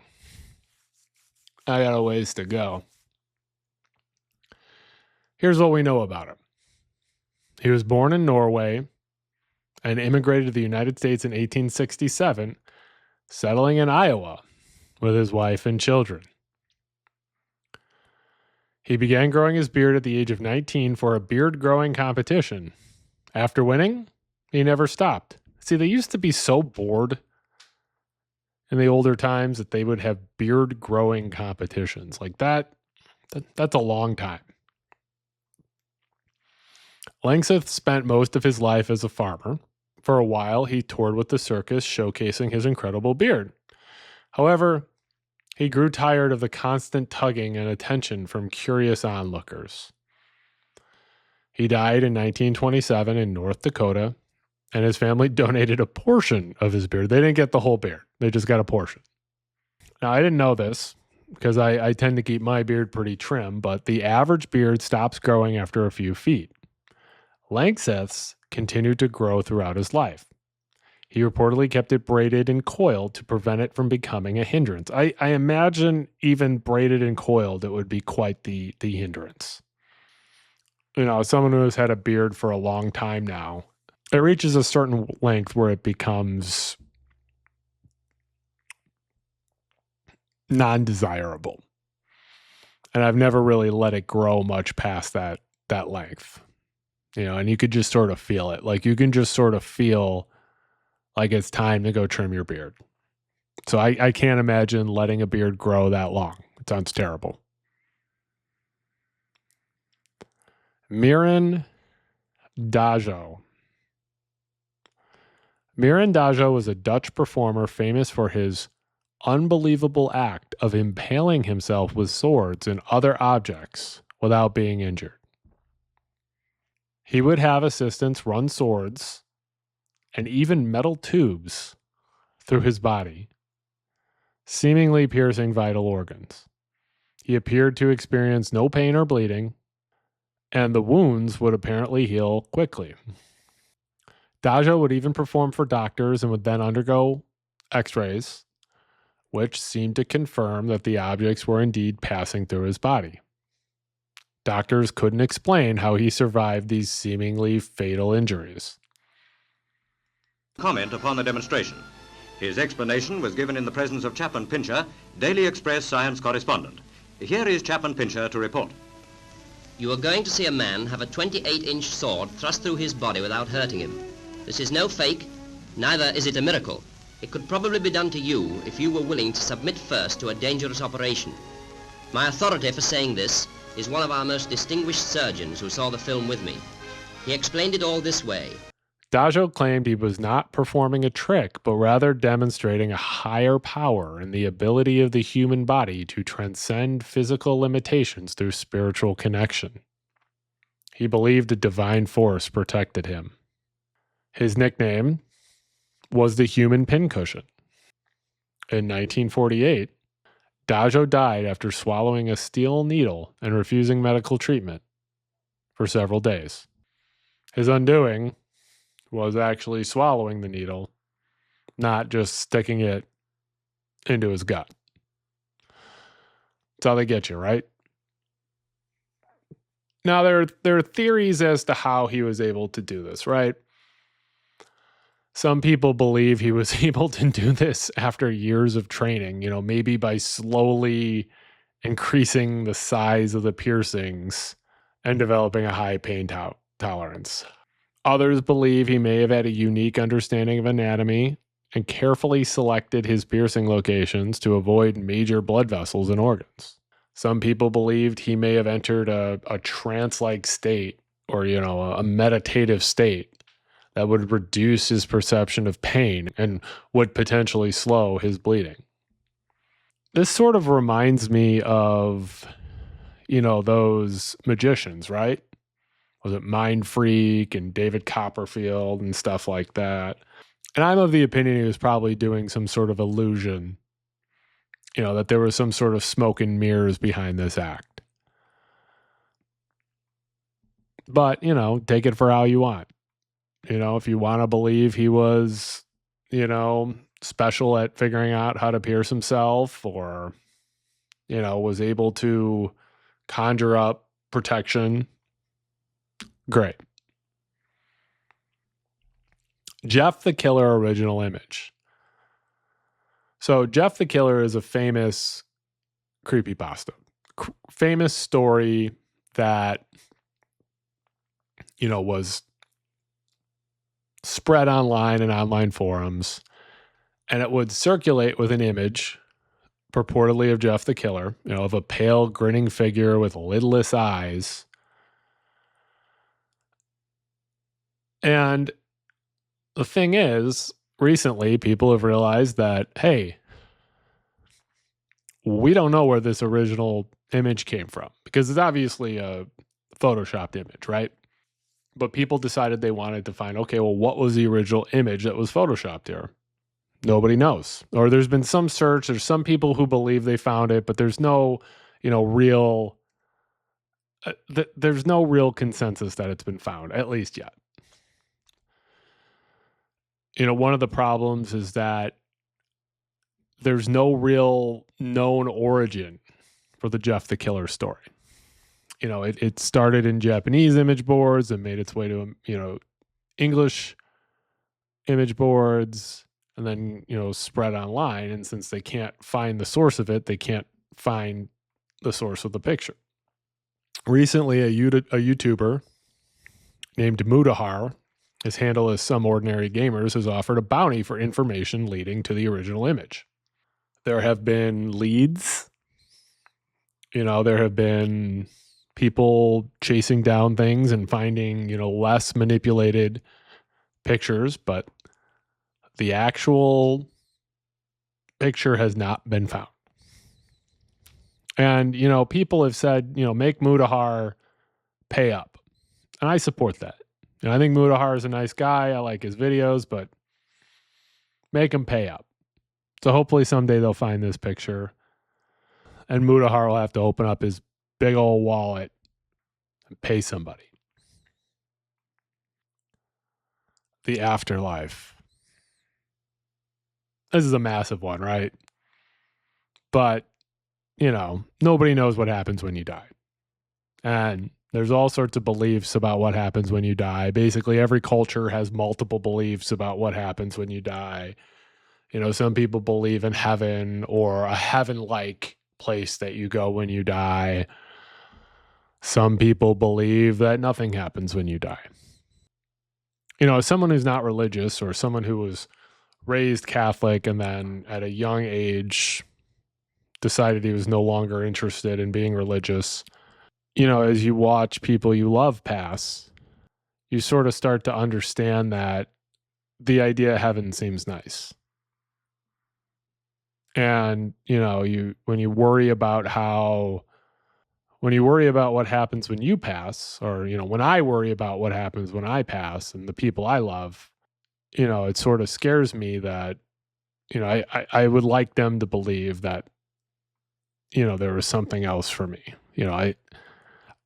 As I've gotten older, it's not really that I'm afraid of dying. I'm afraid of how the people I love will be able to be after I'm gone.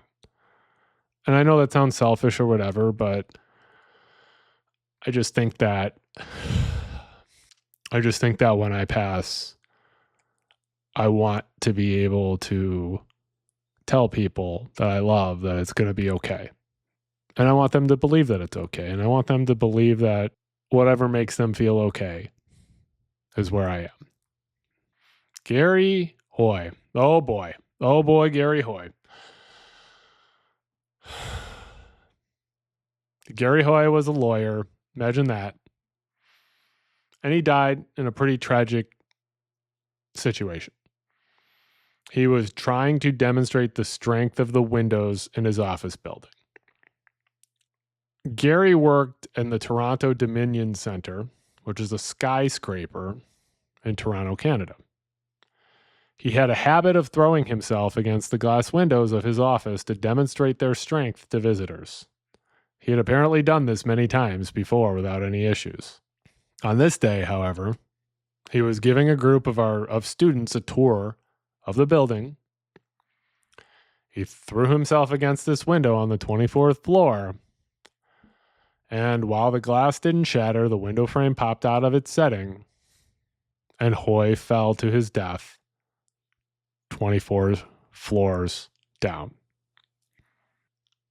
Don't throw yourself against windows, and especially don't throw yourself against windows when you're really high up.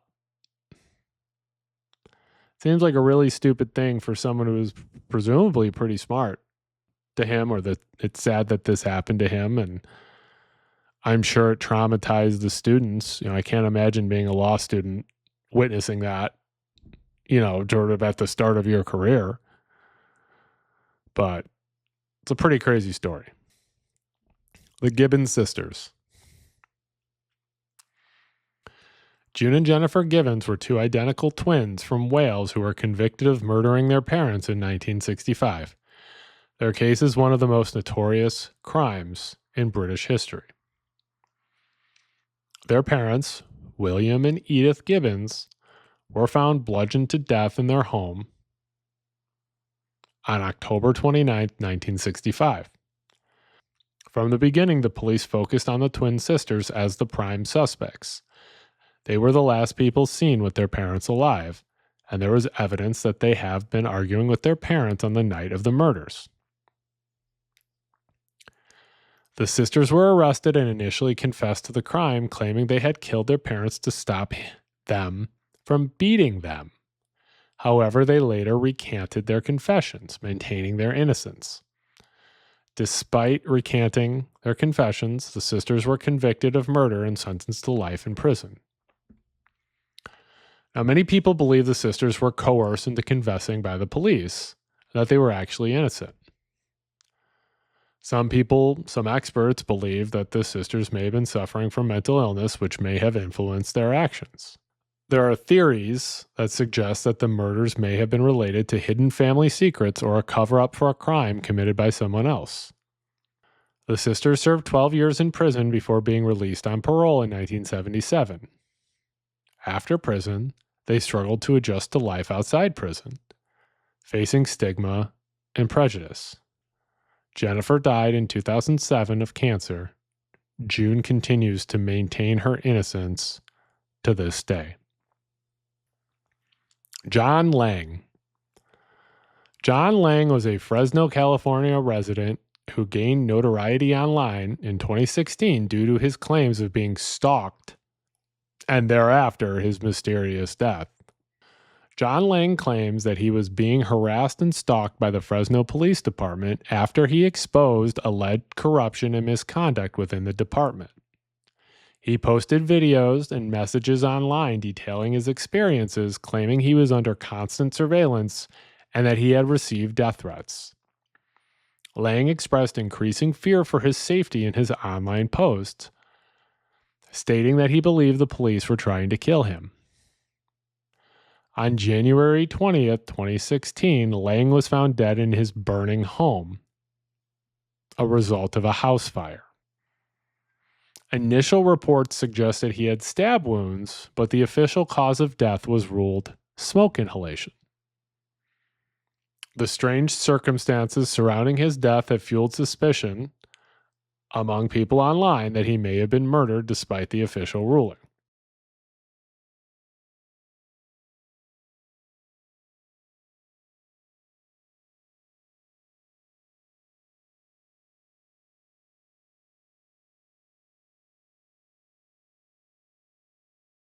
Now, he had a YouTube channel, and you can find, You know, you can go to Lang Marine, which is the title of his YouTube channel, the name of his YouTube channel, and you can follow his words, you know, as he said them. Conspiracy theories prop up whenever there's sort of these initial reports, and those initial reports change into something else. And, you know, it's understandable. People get these initial reports and they believe, oh, you know, they decided to cover up, so they changed it.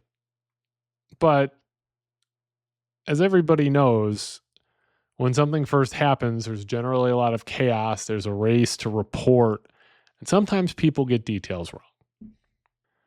So this is an internet rabbit hole. There are a lot of really good videos on YouTube to watch if you really want to look into this. I don't know. I mean, I think it's probably most likely that he died as a result of the fire. But, you know, stranger things have happened, right? I'm going to butcher this one, but Oh In Hai. Oh In Hai was a South Korean actress and model. She was also a YouTuber. Her last video, which was posted on her YouTube channel in July 2020, has become a source of speculation and another one of these internet rabbit holes because of how strange the video was and the tragic circumstances surrounding her death. The video begins as a typical get ready with me style vlog with her talking to the camera about her skincare routine. About 48 seconds into the video, a strange glitch occurs.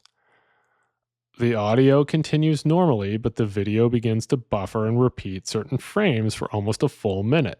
야, 그냥 지금 준비 없이 그냥 나오자마자 화장대에 앉아서 즉흥적으로 해보려고 카메라를 켰습니다. 아, 시원해. 아직 머리도 안 말렸는데 진짜 리얼로 보여주려고 정말 평소에 쓰는 나이트 케어가 어떻게 되는지 순서도 지금 즉흥적으로 제일 첫 번째는 토너를 화장솜에 묻혀서 닦아내야겠죠? 아주 유명한 이 독도 토너라는 Some viewers interpret the repeated frames and the glitch itself as a cryptic message or a sign of distress. Others believe it was a technical error. She was found unconscious at her home in September 2020, just a few weeks after posting the video. She was later pronounced dead. Her death was ruled that she unalived herself. The timing of her death and the unusual glitch in her final video have led to much speculation about what happened. Some believe that the glitch was a cryptic message, a deliberate cry for help, or a hidden message about her struggles. Others have suggested that the glitch was either a simple technical malfunction or that she intentionally included the glitch for artistic or personal reasons. This has become an internet rabbit hole. You know, people want to find deeper meaning in this video, and I suspect it's most likely that there really isn't much deeper meaning. I suspect it was likely a glitch or maybe, you know, an artistic, you know, editing technique. But, you know, the important thing to remember here is this is someone who lost their life, and she had loved ones and people who cared about her, and she's no longer here. So, as exciting as it is to have this idea of, you know, this crazy internet story, it's more important to remember, yeah, this was a person. This person had a family. This person had friends. This person had loved ones, and she's no longer with us, tragically. The Solder children.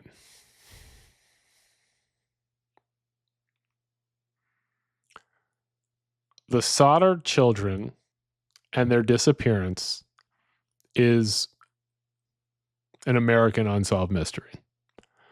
On Christmas Eve, 1945, a fire broke out in the Sodder family home in Fayetteville, West Virginia. While George and Jenny Sodder and 4 of their 9 children escaped, 5 children, Maurice, Martha, Louis, Jenny, and Betty, were never seen again. The fire started late on Christmas Eve, and despite the family's efforts to escape and a call for help, the house burned to the ground quickly. No trace of the 5 missing children were ever found in the ashes, despite extensive searches. There were suspicious circumstances surrounding the fire that have raised questions about what could have happened to these children. There was a phone call before the fire with a strange voice asking for someone unknown to the family. There was also a possible sighting of the children in a passing car the night of the fire. The Sodder parents never gave up hope that their children were alive, and they dedicated their lives to searching for them, following up on leads, and erecting a billboard with pictures of the missing children. The Sodders believe their children were kidnapped, potentially by someone with a grudge against George Sodder, who was an Italian immigrant outspoken against Mussolini. Over the years, there have been several alleged sightings of the children, but none that were ever confirmed. The official cause of the fire was faulty wiring, but the Sodders always believed it was arson. There are some theories that suggest that the children were taken by an organized crime ring. Some believe the children may have been taken to Italy, while others think that they may have been raised in another part of the United States under new identities. You know, this is a sad story. I think it's most likely the children died in the fire, but I don't really like thinking about children dying. Paul the Octopus. Paul the Octopus was, surprise, surprise, an octopus who became a global sensation during the 2010 FIFA World Cup for his incredible ability to predict the results of football, soccer matches. Here's how it worked. Paul's caretakers would present him with 2 clear plastic boxes, each containing a tasty mussel, I love mussels, and decorated with the flags of the 2 competing teams. Paul would choose a box to open and eat the mussel, and whichever box he chose was considered his prediction for the winning team. His predictions were incredible. First, in the Euro 2008 tournament, he correctly predicted the outcome of 4 out of 6 matches involving Germany. In 2010, for the 2010 World Cup in South Africa, he correctly predicted the winners of all 7 of Germany's matches, including their loss to Spain in the semifinal. He then correctly predicted Spain's victory over the Netherlands in the final. You know, we see stuff like this all the time where, like, there's a crab or a dog or a camel or a bear that predicts, like, the Super Bowl or the World Series or whatever. And it just sort of becomes one of these good stories. You know, I feel like that this is likely, this is indeed true, right? And that's sort of an assumption, right? That this is real and their caretakers were telling the truth, that he was accurately picking these things. Or when there was evidence, that there was no manipulation of the evidence, right?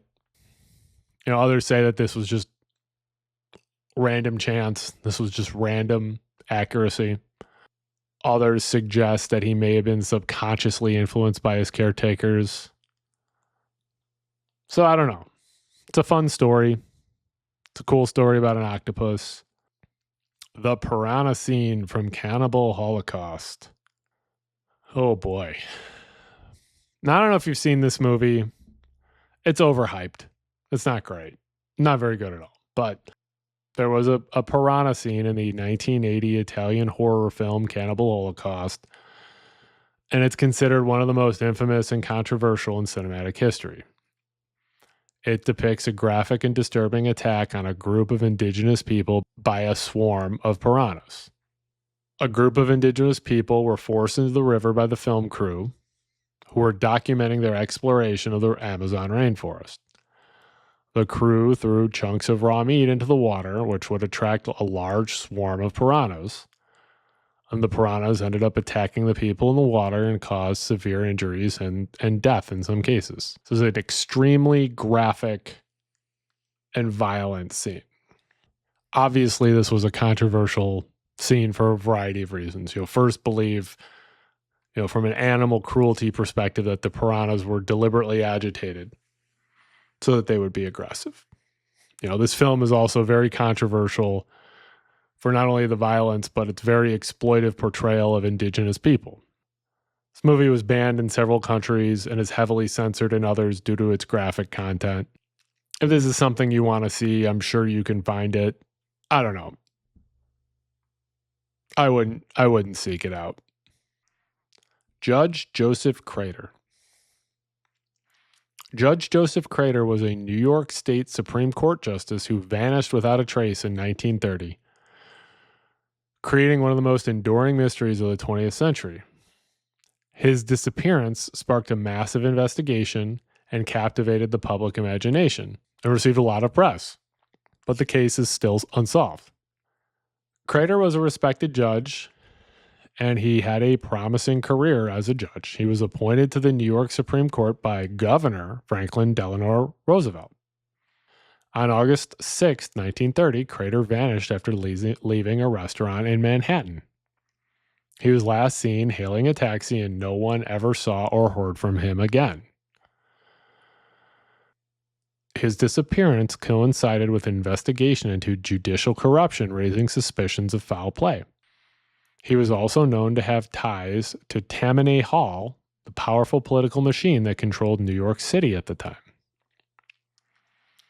There was an extensive investigation into his disappearance, numerous leads and theories, but there's never been any conclusive evidence to explain what happened to him. Some people believed he was murdered. Some people believe he may have died accidentally and his body was disposed of to avoid scandal. And some believe he staged his own disappearance to escape his life, protect himself from danger, or maybe he just didn't want to, escape his life. He just didn't want to do it anymore. I think it's probably most likely foul play. It's usually the case whenever you're talking about, connected political people disappearing. I find it really unlikely, but, it was the 1930s, so he may have been able to just sort of disappear. Ogopogo. Ogopogo is a lake monster said to inhabit the Okanagan Lake in British Columbia, Canada. It's basically the Canadian Loch Ness Monster. So it's like Nessie, but more polite. Wears a lot of denim. Now, stories of Ogopogo predate the European arrival in Canada. However, he became popular in the early 20th century. He's described as a large serpentine creature with multiple humps and a horse-like head. There have been hundreds of reported sightings of Ogopogo over the years, with some accounts going back to the 19th century. There are blurry photos, just like Nessie, and videos that purport to show Ogopogo, but none of these are clear and conclusive. Ogopogo has become an important part of the folklore in the area and a popular tourist attraction. The Nessie comparison is apt here. It's Nessie, or it's like Nessie. Maybe it's a misidentification of other animals. Maybe there is a real creature in there that, no one's ever been able to catch or get a good picture of. Maybe it's just a hoax. But, I like cryptids, as I've said. I like cryptids. I like Ogopogo. I want him to be real. I want to believe. Hey, this has been your best friend Kenny. Thank you for watching my video. Please subscribe, like, and share. Hey, spooky people, it's your best friend Kenny here, and we are back with another entry in my Iceberg series. This is the Unsolved Mysteries and Weird Things Iceberg by Juan the Pickle. Thanks, Juan. Let's get spooky. The Antikythera mechanism. The Antikythera mechanism is an ancient Greek artifact that is often called the world's oldest known analog computer. It was discovered in a shipwreck off the Greek island of Antikythera in 1901, and it has fascinated scientists for over a century. The Antikythera mechanism is a complex system of gears and dials made of bronze. It's believed that it was designed to predict astronomical positions and eclipses decades in advance. There's also a theory that it was used to track the cycle of the ancient Olympic Games. The device is sophisticated, considering it was created around 100 to 205 BC, long before such complex machinery existed in other areas. The mechanism uses a series of interconnected gears and dials to track the movements of the sun, moon, and planets. It features inscriptions in ancient Greek that explain its functions and provide instructions for its use. It's believed the mechanism could predict eclipses, lunar phases, and the positions of celestial bodies with remarkable accuracy. The Antikythera mechanism was a technological marvel, or rather is a technological marvel. And it shows how advanced the technological capabilities of the ancient Greeks were. From a historical perspective, it provides insight into the history of astronomy, mathematics, and engineering. However, the fact that this device is so complex, and there haven't been similar devices found from the same period, has led people to wonder, where did this come from? Now, there's, of course, theories that this is a device that was given to the ancient Greeks from time travelers or aliens. I mean, I'll let you guys, sort of think about that. I mean, what's more likely, that someone was able to create something like this, or time travelers or aliens gave this device to the ancient Greeks? Now, I like the alien theory, and the time traveling theory, honestly. I like both of these theories. I just don't think that they're very likely. But who knows? A858. A858 is a Reddit mystery.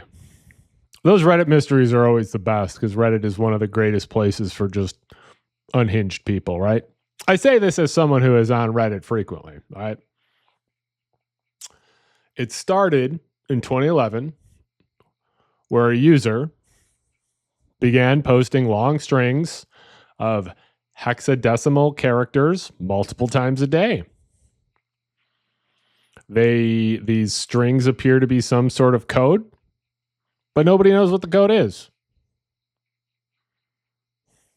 The user who created this subreddit and posts the codes has given no explanation and no context.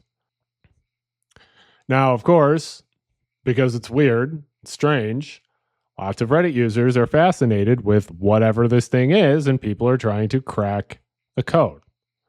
As the interest has grown, the creator of the subreddit has begun dropping what people think are hints, including a message that, when decoded, revealed an image of Stonehenge.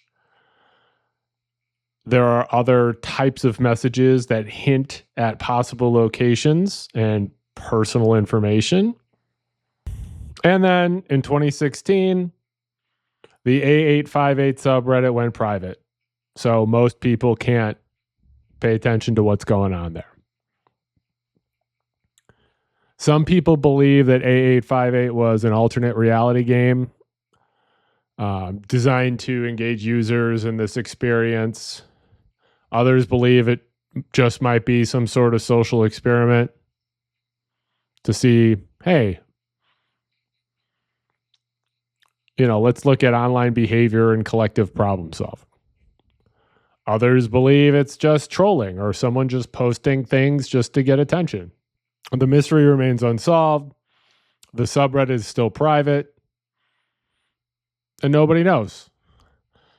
I think most likely these are just strings of code that have been posted by a user to sort of get attention. And as the attention has built, the person has kept posting these things to get attention.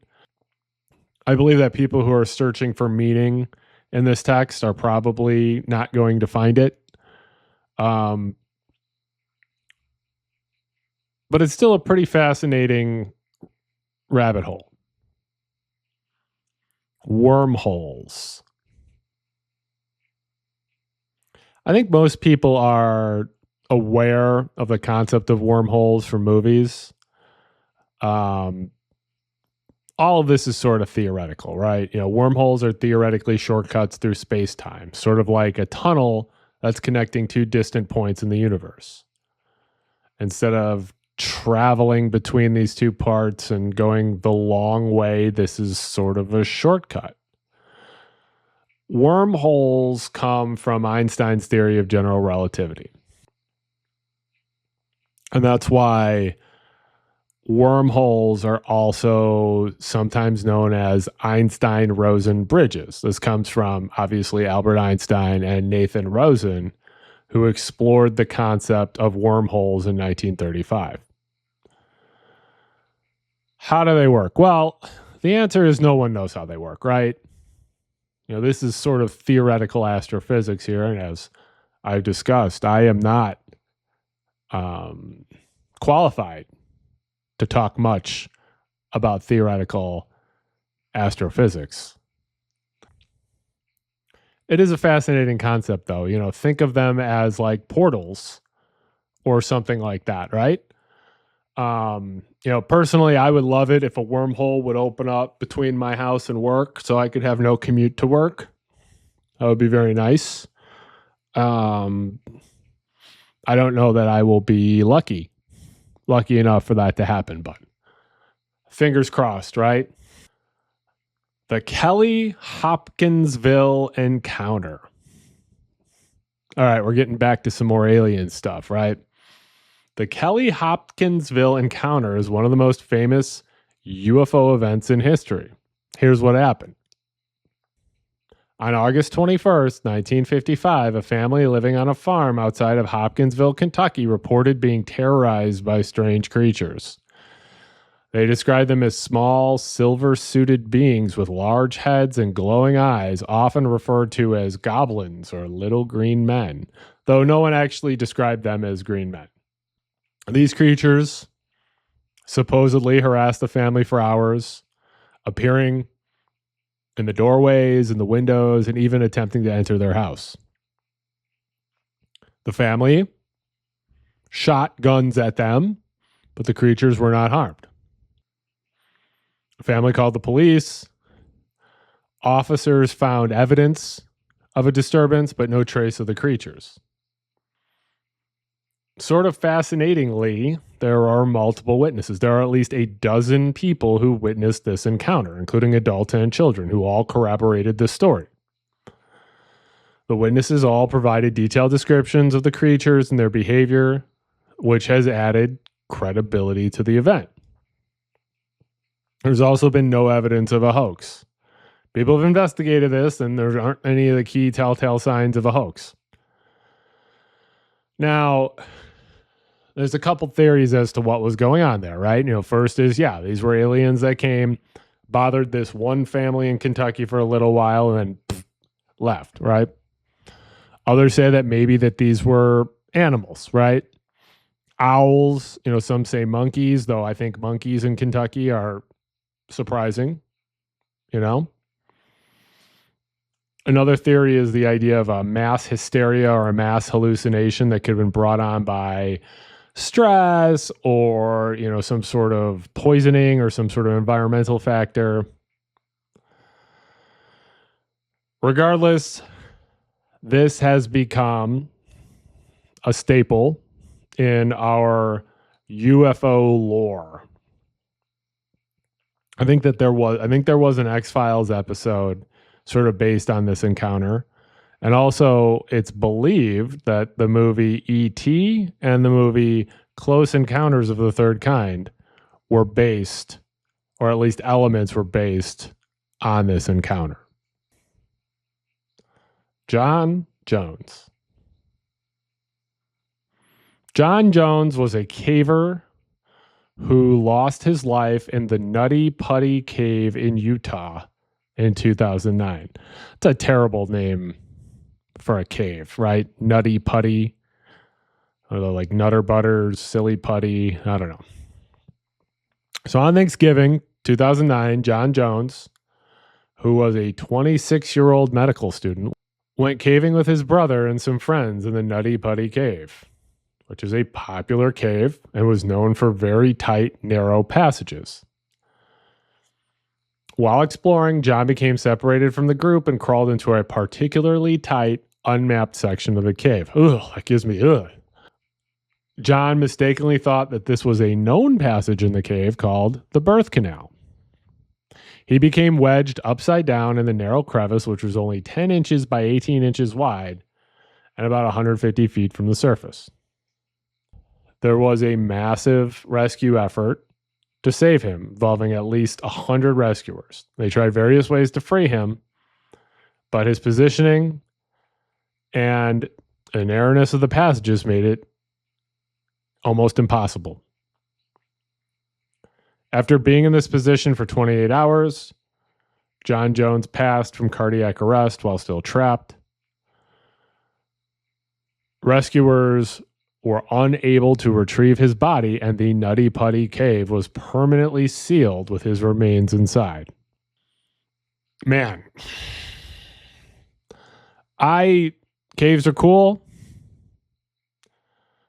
I'm not crawling around in a cave. I'm not going down any sort of narrow anything. If I can't stand comfortably in that cave, I'm not interested. I'm not going to be crawling through that thing. I saw Descent, right? I hearing this story, hearing all these other stories. Nope. Not going to go get stuck in a cave. Not going to lose my life because I decided to try to squeeze through some things, right? Admiral Byrd.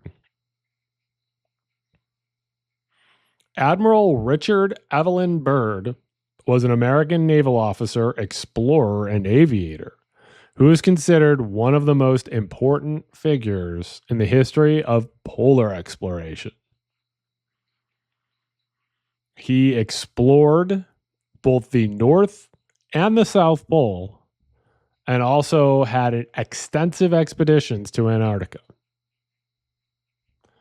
In 1926, he led a successful flight over the North Pole, becoming the first person to reach the pole by air.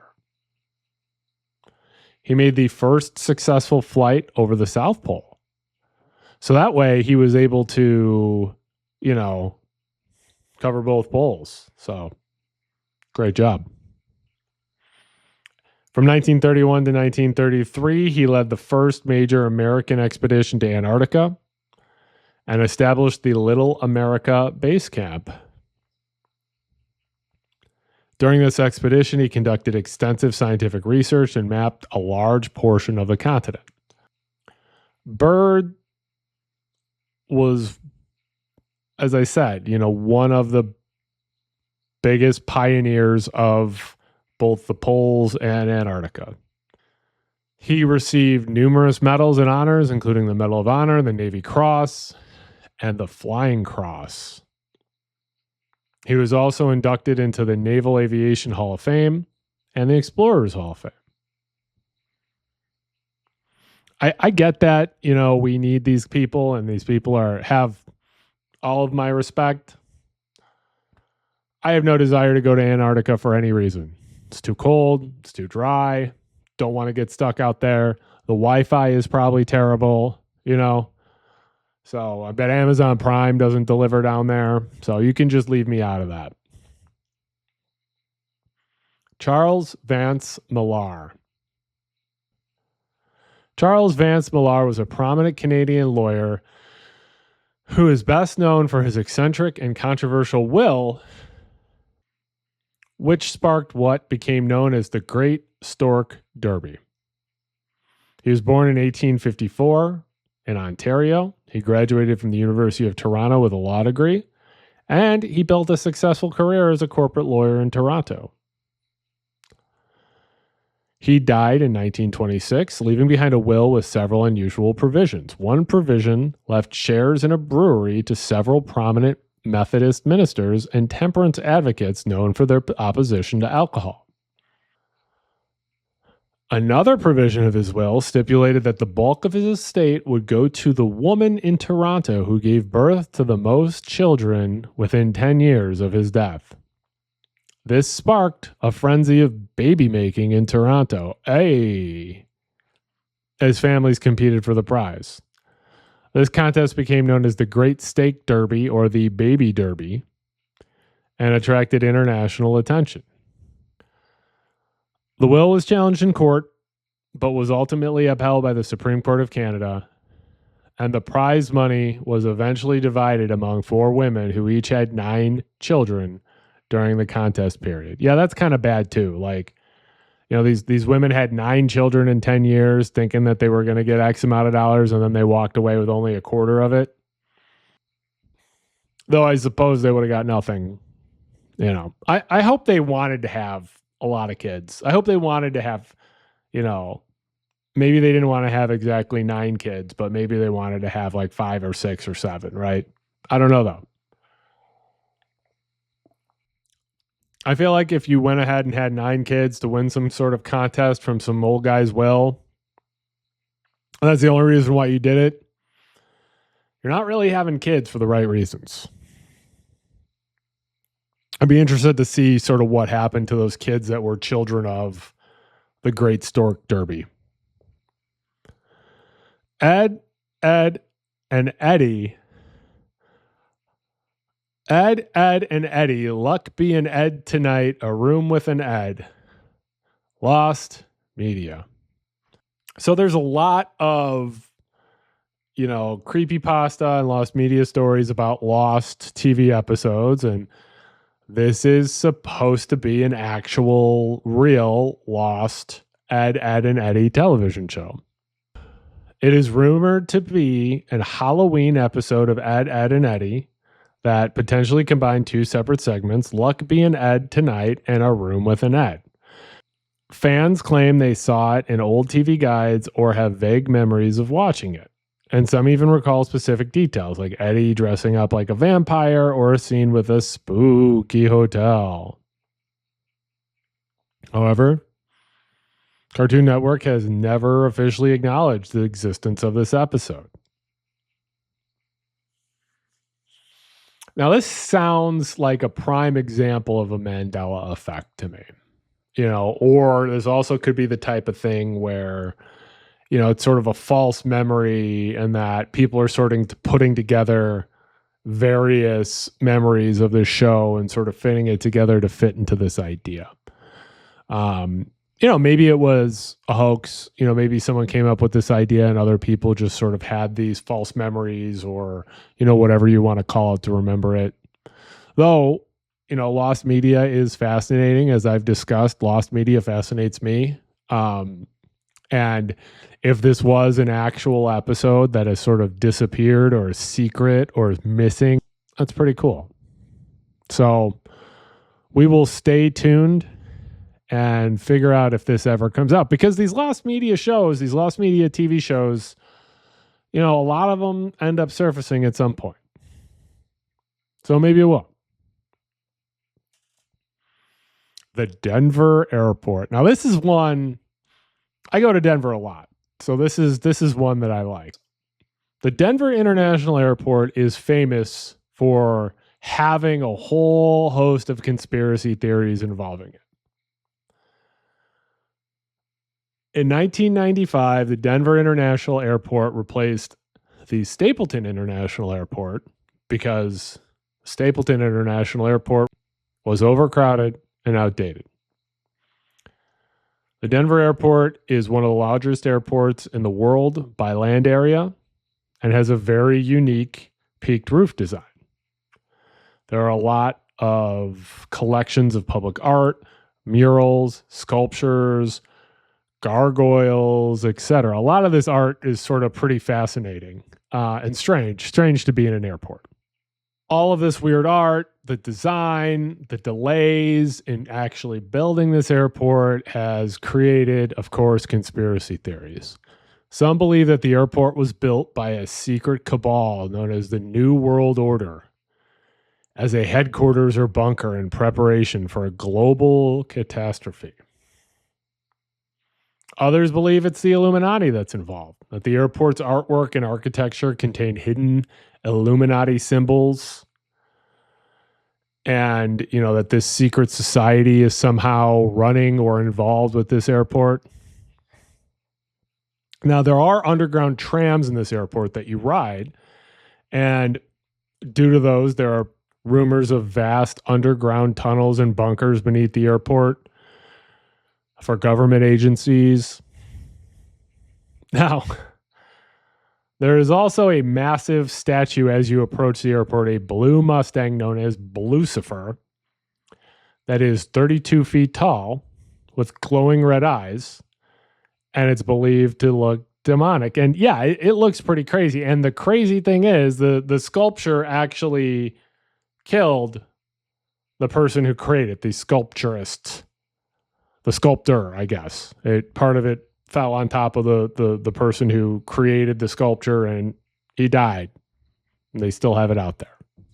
This is a deep rabbit hole. I suggest, if you're ever in Denver or you go to Denver, and you should go to Denver. Denver is nice. You should walk around the airport and look at some of the stuff, and read some of the writing about it, and go look at the things, and they're all sort of fascinating. But the best part is, Denver International Airport, the airport actually sort of leans into the weirdness. And I remember being there and seeing construction signs that made reference to lizard people and Illuminati references in the signage to sort of poke fun at these ideas, which is cool. I like people having fun with that kind of stuff. Aeschylus. Aeschylus was a Greek tragedian who lived in Athens. Aeschylus was a Greek writer who lived in Athens during the 5th century BC. He is often called the father of tragedy because he is the earliest of the 3 ancient Greek writers whose plays have survived. The other 2 are Sophocles and Euripides. Father of Tragedy would be a great name for a band. Aeschylus pioneered the tragic play. He would introduce a second actor to these plays, which would allow for complex dialogue and dramatic interactions, which fundamentally changed the way stories were told on stage. His plays are known for their powerful and poetic language filled with vivid imagery and profound themes. And he would explore justice, fate, free will, and the relationship between humans and the gods. He supposedly wrote 70 to 90 plays, but only 7 have survived in their entirety. Some of his works include The Persians, a play about the Persian War, 7 Against Thebes, which tells a story about the conflict between the brothers Eteocles and Polynices, the Oresteia, a trilogy of plays that follows the tragic story of the house of Atreus, and Prometheus Bound, which explores the myth of Prometheus, a titan who defied the gods by giving fire to humanity. Now, I've never been a big ancient play person generally. I'm not a big Shakespeare fan. I'm not a big, whoever, Not a big fan of Euripides, not a big fan of Sophocles. I've always needed my literature or my reading to be more modern to relate to it. But there's a reason why these are called the classics, and there are a lot of people that these type of plays speak a lot to, and that's great. If that's your thing, great. Sam Ballard. Sam Ballard was an Australian man who became widely known due to a horribly tragic incident where he ate a slug. And, well, when he was 19, Sam was at a party where he swallowed a slug as a dare. The slug was infected with a parasite called rat lungworm. I'm not going to try to pronounce the scientific name because I will murder that. And this parasite can cause a form of meningitis that affects the brain and spinal cord. As a result, he contracted this form of meningitis, and it led to severe health complications, including paralysis. Just an absolutely horrible story. And he passed away after being paralyzed in a wheelchair for a long time. He passed away in 2018.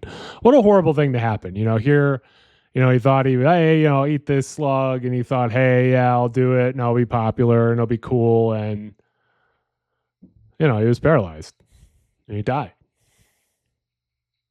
The Costa Concordia.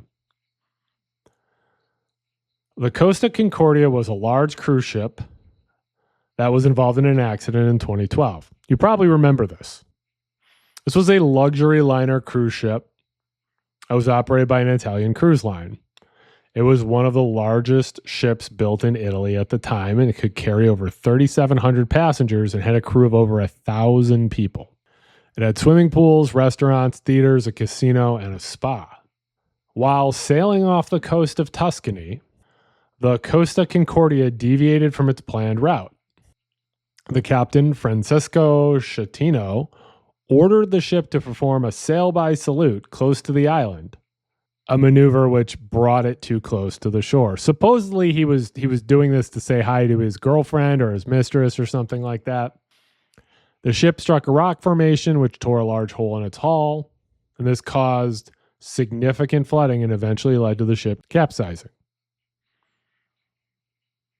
The ship had to be evacuated, and it was chaotic, as I imagine most sinking ship evacuations were. And 32 people died in this disaster. Captain Schettino was found guilty of manslaughter for his role, or, really being the cause of this. And he was sentenced to 16 years in prison. This is just another great reason why I'm never, ever getting on a cruise. There's just too many bad stories about cruises. Very few good ones. Obviously, this is worse than just having horrible diarrhea, but having horrible diarrhea on a boat sounds terrible too. So, I think it was, David Foster Wallace wrote a supposedly fun thing that I'll never do again. And that just sort of, solidified my feelings about cruises. The Door to Hell. The Door to Hell is a nickname for the Darvaza gas crater, a fiery pit located in the Karakum Desert of Turkmenistan. In 1971, Soviet geologists were drilling in the area searching for natural gas. They accidentally hit a cavern filled with gas, causing the ground to collapse and form a large crater. Oops. The geologists were concerned about the release of poisonous methane gas, so they decided to set the crater on fire, hoping it would burn off all the gas within a few weeks. Guess what? The crater has been burning continuously ever since for over 50 years. They underestimated the amount of gas in that hole. So, of course, the Darvaza gas crater has become a popular tourist destination, drawing visitors around the world who are mesmerized at the sight of the fiery pit.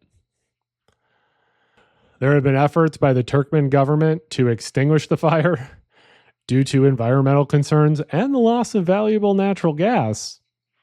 However, the crater continues to burn. The crater is about 230 feet in diameter and 98 feet deep.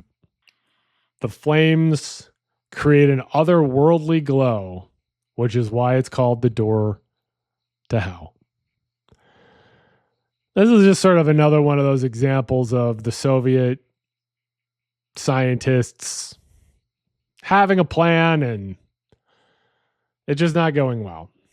You know, it's just lots of stuff that came out of the Soviet Union just did not work great. The Warrens Occult Museum. The Warrens Occult Museum is a private museum located in Monroe, Connecticut, founded by Ed and Lorraine Warren. You'll recall them from the Conjuring series, the Annabelle series, The Nun. Now, this was actually located in the basement of their home. The museum housed a collection of over 10,000 purportedly haunted objects. That's a lot of haunted objects. Having one haunted object is a lot. You know, having 10, a lot. 10,000. Too many haunted objects. Of course, Annabelle is there. The Raggedy Ann doll believed to be possessed by a demonic spirit. The Perrin family's box, which is a chest that is said to be haunted by the spirits of a deceased Native American woman and her child. The Devil's Chair, which is a chair believed to be cursed by the demon. The Warrens Occult Museum was a popular destination for paranormal enthusiasts and horror fans. However, it has also attracted criticism from skeptics who question the authenticity of the haunted objects and their Warrens' claims of paranormal activity. The museum was closed in 2019 after Lorraine Warren's death. Her daughter, Judy Warren, continues to manage the collection and occasionally showcases artifacts at paranormal events. In 2023, the museum announced its permanent closure due to the zoning issues and planned to relocate the collection to a larger facility. I guess you can call me a skeptic in that I believe a lot of this stuff. You know, I like reading about paranormal stuff like this, but I believe a lot of this stuff is explained through, non-paranormal means. You know, it's not to say that I don't believe that there's any such thing as paranormal activity, right? But I would absolutely go to this museum and, check out the stuff and see how it made me feel. That sounds fun to me. So, regardless of whether I actually believe that all of these objects are haunted or any of these objects are haunted, I would still go check it out and give them my, $20 or $30 to go look around. The Mattress Firm Conspiracy. Ever notice how there's so many mattress firms everywhere? Or at least there used to be. They've kind of gone away in the last few years. But, so there is a conspiracy theory that all of these mattress firms that just sort of pop up and are often clustered close to each other. Why are there two mattress firms within a block of each other? How could so many people need mattresses? Well, people noticed all these stores everywhere, and people noticed that there are rarely customers in these stores. And they wondered, how could these things possibly stay in business? And of course, the answer, conspiracies, right? Some think it's a front for money laundering. You could literally put money in those mattresses and you can go buy a mattress, right? That might be a good idea. Others believe that this was perhaps a tax evasion scheme where the company is inflating its expenses to reduce its tax burden. Others believe that the mattress firm was artificially driving up real estate prices by leasing multiple properties in the same area. I don't know. I think all these mattress stores, and then before that, there were all those cash for gold stores and all these sort of things that sort of pop up and then disappear. It sort of strikes me as, people creating companies, creating various networks of, corporate structure, right? and using that to get as much money out of the corporation as possible. I would imagine that mattress stores don't require a lot of overhead. They don't require a lot of employees. So it was probably an easy way to make a lot of money and then just dump everything and get out. But I don't know. Maybe it was a vast conspiracy. Maybe it was a whole money laundering scheme. Like I said, you could stuff a lot of money into a mattress and then someone could go buy that mattress and get the money, right? If that's a real thing. I've never done that. And if that's not a real thing, I'm not giving anyone any ideas. Don't try that at home. Money laundering is bad. Harold the Doll. Harold the Doll is a supposedly haunted doll that is said to be possessed by the spirit of a young boy who died in a tragic accident. The doll is currently owned in the Ed and Lorraine Warren collection. The doll was originally owned by a woman named Doris. She claimed that her son, Robert, began acting strangely after receiving the doll as a gift. He would talk to the doll, and the doll would move on its own. Doris eventually became so frightened that she gave the doll to a priest, because why not? People used to do a lot of weird stuff with their priests. Well, I might have to cut that. I might be hinting at something I didn't mean to hint, but I don't know why you would be like, hey, priest, I got this weird thing. Here you go. But maybe they thought it could cleanse it from its evil spirits or whatever. I don't know. The Warrens claim that Harold is one of the most active and dangerous dolls in their collection. They claim that it's scratched and bitten people and that it even tried to strangle Lorraine Warren. I imagine the doll probably had real tiny hands, though. The Warrens also claim that Harold is capable of telekinesis and can move objects around the room. Harold is in a sailor suit, again with the sailor suits. You'll see in my previous entries, I talked about how sailor suits are creepy, right?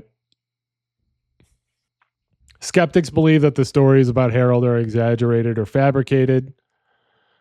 Some of these skeptics have suggested that the Warrens may be using the doll to promote their own work and to generate publicity. The Warrens are complicated figures. There's a lot of people that believe that the Warrens were complete frauds, and there's other people that believe that they, might have had some spooky stuff, but really exaggerated stuff. I believe more the latter. I believe they're probably more exaggerators and had, spooky stuff. I believe they're probably genuine believers, but I don't know. Do I believe this doll is haunted? Not really. It was probably a creepy doll, and there's probably a lot of things that sort of happen surrounding the doll, but maybe I've never been around the doll, so I don't know. Maybe if I went around the doll, it would try to strangle me, and then I would believe it was haunted. David File. Oh boy. David File is a man who managed to unalive himself using a chainsaw and was able to sever his own head using that chainsaw. David File supposedly consumed a small quantity of alcohol, arranged the chainsaw in a way that placed the chainsaw switch on a timer, allowed himself to fall asleep, and the timer went off and unalived him. When his parents weren't able to reach him, they called the police. The police broke in, told the parents to stay outside. A police officer found him in his state. And, that was that. Pretty crazy. Pretty crazy way to do that. Gamma ray bursts. Gamma ray bursts are the most powerful explosions in the universe. They are sudden, intense flashes of gamma rays, which are the highest energy form of light. They last anywhere from a few milliseconds to several hours. They are incredibly bright, and they can outshine entire galaxies, releasing more energy in a few seconds than our sun will in its entire lifetime. Again, I'm not an astrophysicist, not really qualified to talk about this, but my understanding is it's believed that these gamma ray bursts occur when a massive star collapses into a black hole or when two neutron stars collide. There are a lot of space entries on this iceberg list, on this iceberg chart. And, it just sort of shows you that there's all these sort of wondrous things going on in our universe that nobody can really explain. It's interesting to read about these things, and it's been interesting to learn about these things that I didn't really know about or understand, and still don't really understand. But, now if I, do a trivia night or something like that, I might have some knowledge about this stuff. Lenny Derrickson. Lenny Derrickson is an individual who disappeared on March 14th, 1998. He had a dairy farm in Cheyenne, Oklahoma.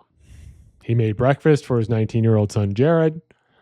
The two sat down to eat before a day of their typical dairy farm chores.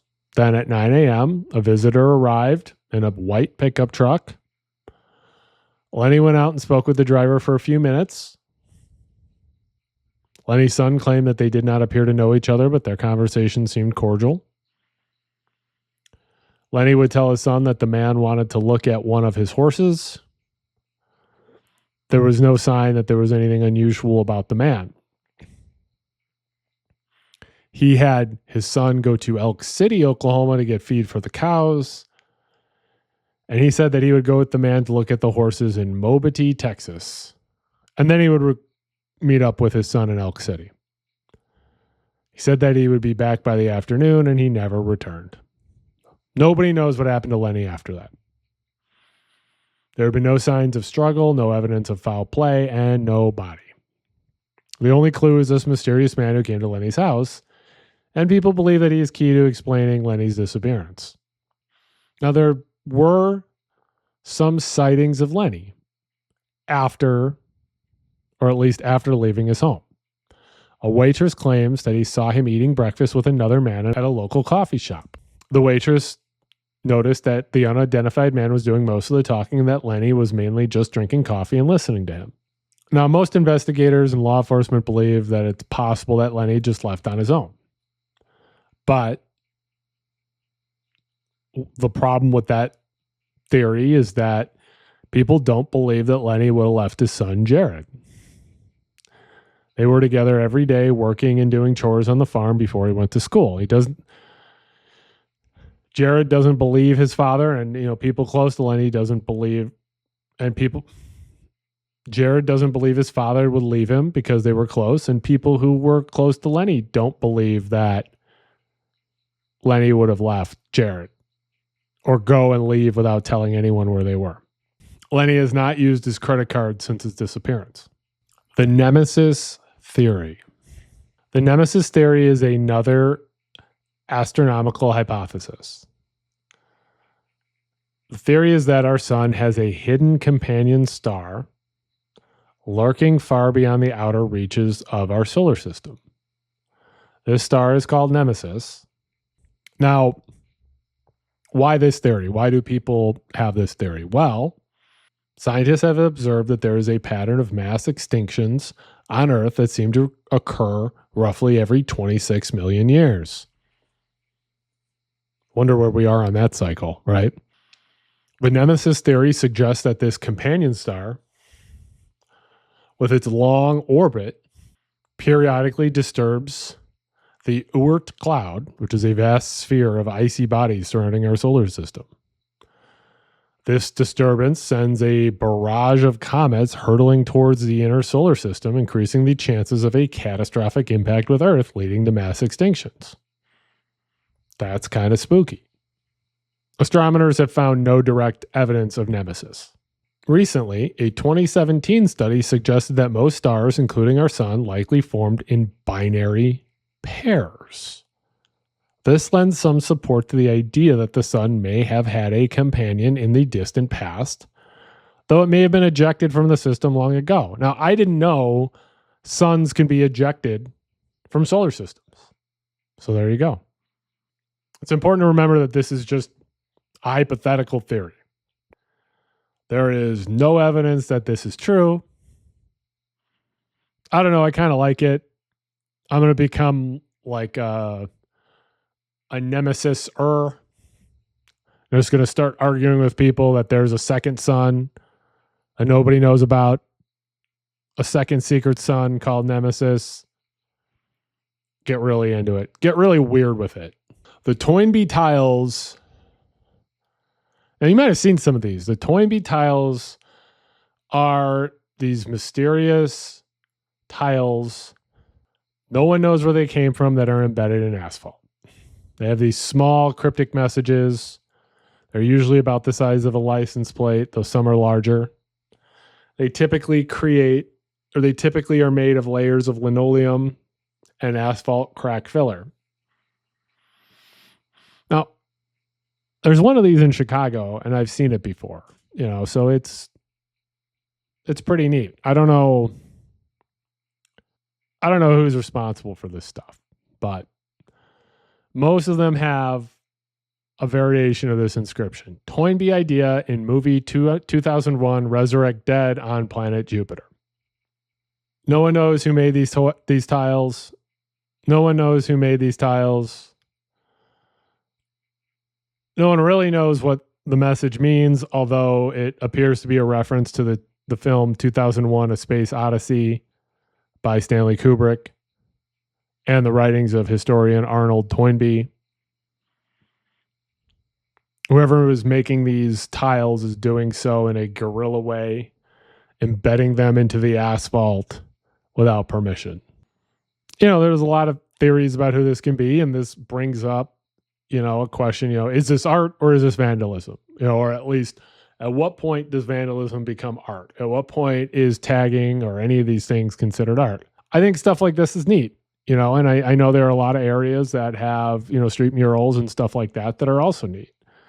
So I land on the part that this isn't vandalism. This is art, and it's neat and it's cool. And like the idea that it's done in this guerrilla way is also cool. Homicidal sleepwalking. Homicidal sleepwalking, also known as homicidal somnambulism, is a rare phenomenon where individuals supposedly commit violent acts, including murder, while they are sleepwalking. Sleepwalking occurs during the deep stages of non-REM sleep when the brain is not fully conscious. It's a sleep disorder. People who are sleepwalking are typically unaware of their actions and have no memory of them waking up. Most sleepwalking involves simple actions like walking or talking.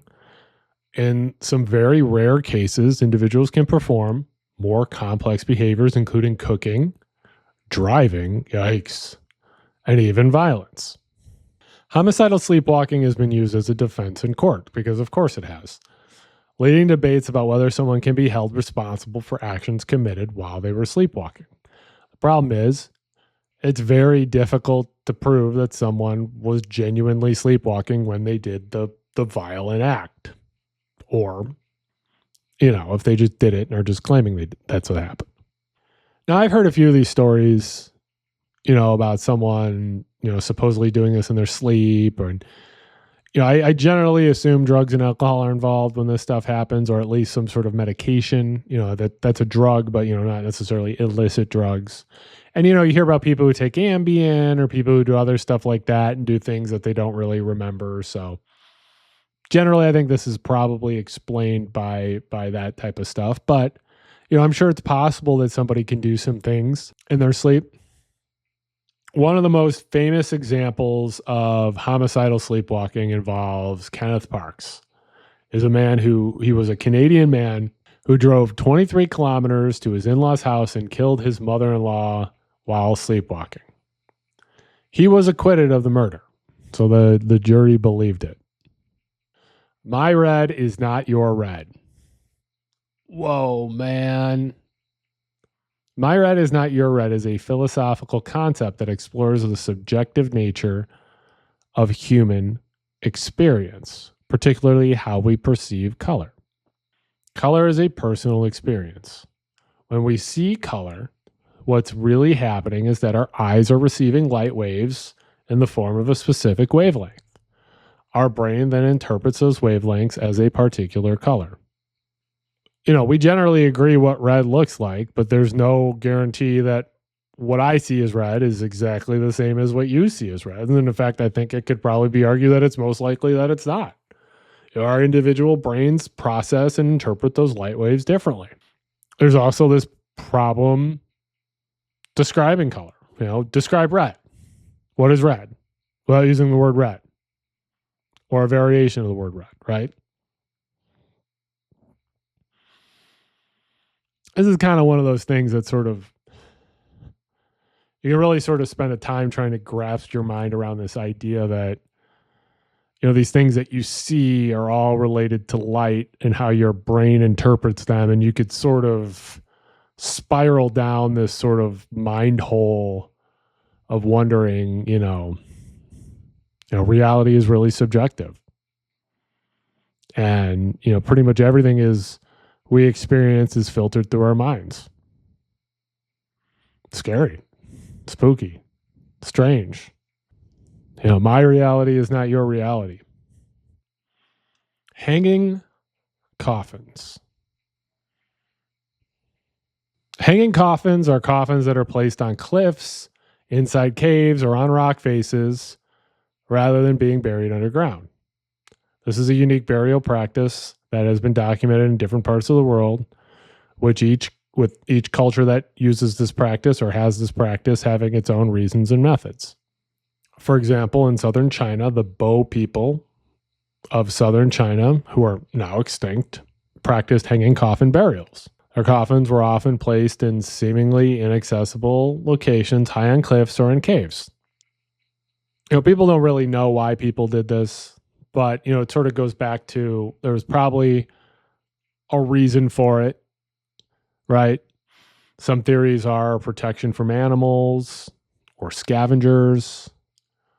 The idea that, this creates people closer to heaven or makes people closer to heaven.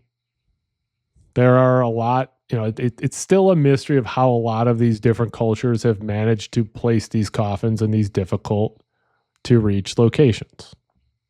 I don't really have a lot of thoughts on this. People have their own, other cultures have their own ways of doing stuff. And it makes sense that, some cultures bury their dead. Some cultures do something different. It just has to do with their experience, right? The Yellowstone Zone of Death. The Yellowstone Zone of Death is a theoretical legal loophole that exists within a 50 square mile section of Yellowstone National Park. This is not legal advice. Kenny does not agree that this is real or accurate. This area falls within the Idaho portion of the park, and people have argued that a person could potentially commit a federal crime in this area and get away with it. Yellowstone is primarily located in Wyoming, although small portions of it are in Montana and Idaho. The Federal District Court of Wyoming has jurisdiction over the entire park. The Sixth Amendment of the U.S. Constitution guarantees the right to a trial by a jury of your peers, meaning a jury selected from the state and district where the crime occurred. The Idaho portion of Yellowstone has no residents, making it impossible to form a jury from both the state and district where the crime occurred. Now, this is some galaxy-brained level thoughts here. But the argument is that a jury cannot be formed. This loophole, this theory, this legal theory has never been tested in court. A lot of legal experts and scholars don't believe that this theory holds any water. If you consider me a legal expert, which you shouldn't, I just know a very specific section of the law. I don't agree with this legal theory. I don't believe that it's accurate. So I'm sorry, guys. This one just, I don't believe you're going to be successful in doing crimes in this area. The Godly Recon. Now, this is an internet mystery. Godly Recon's online presence has seemingly emerged from nowhere with little to no information about their identity or their motives. They are known for posting bizarre and cryptic messages on various online platforms, including forums, social media, and even within video games. These messages often contain philosophical musings, religious references, and coded language. Some videos associated with Godly Recon have surfaced, featuring unsettling imagery and distorted audio, which of course deepens the mystery.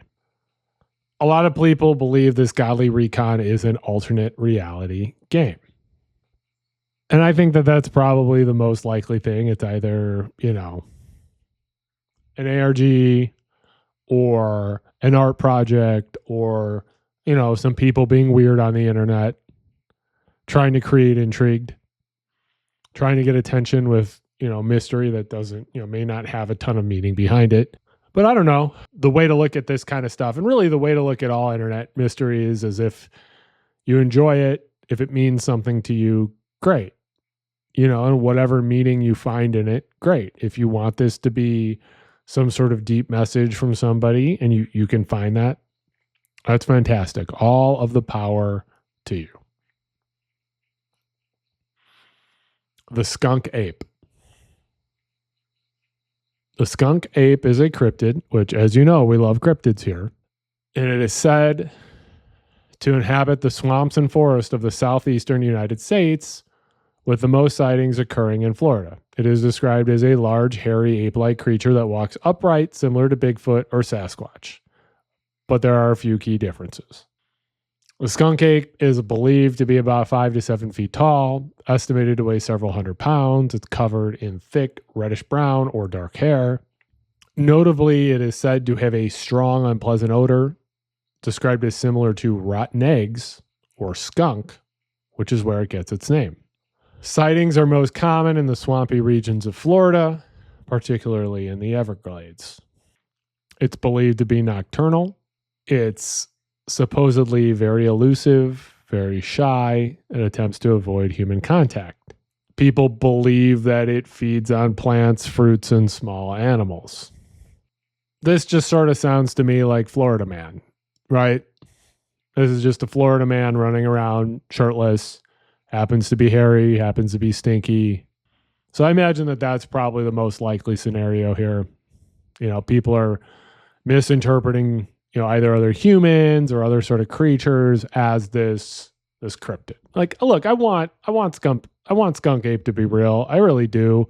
But I've seen those Florida shows, man. I see people running around in Florida trying to capture anything and everything, grabbing those gigantic snakes.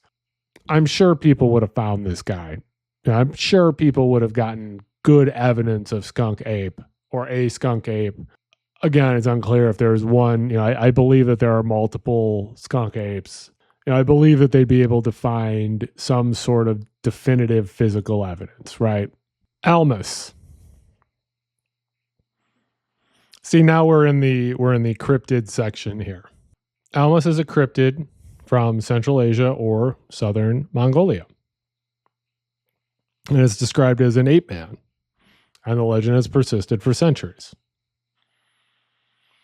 He's described as a bipedal primate, walking upright on 2 legs like a human, believed to be around 5 to 6.5 feet tall with a sturdy build, covered in thick hair, from reddish brown to dark. Very similar to skunk ape, very similar to Bigfoot. A lot of the discussions is that this Almas has more human-like facial features than ape-like facial features. They're described as living in caves or remote mountainous regions.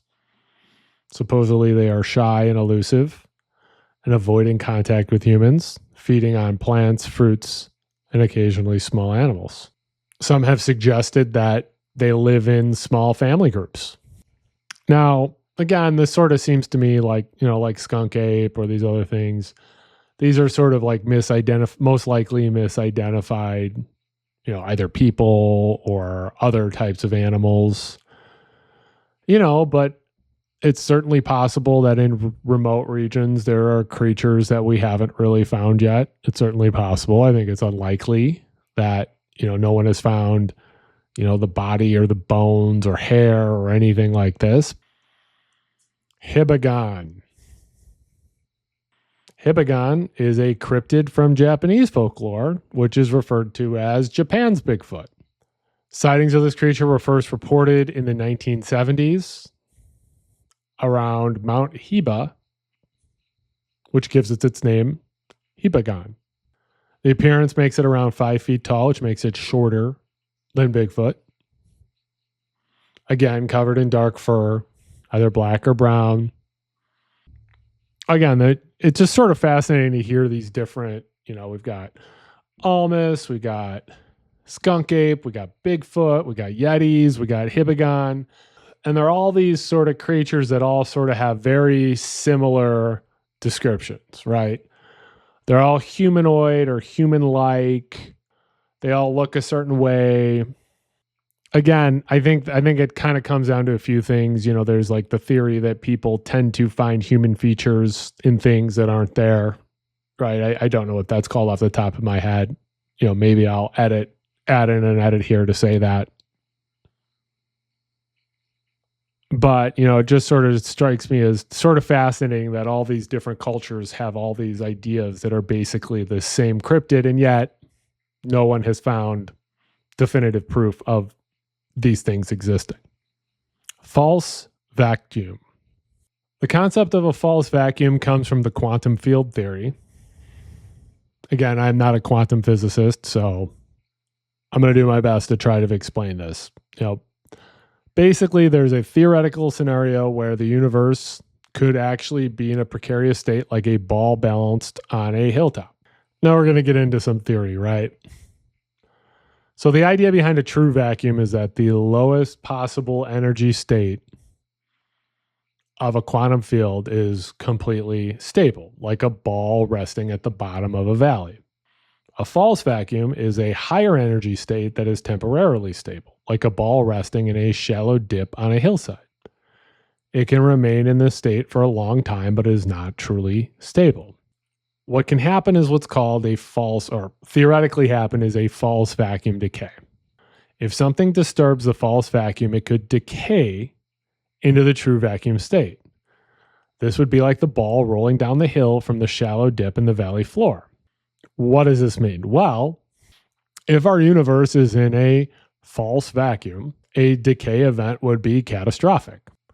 And the laws of physics as we know them could change dramatically and potentially destroy all matter and structures in the universe. That seems spooky. Good thing that this is only a theory. Also, I suppose it doesn't really matter, right? If all of a sudden, the universe just collapses on itself, well, what are we going to do, right? Antimatter.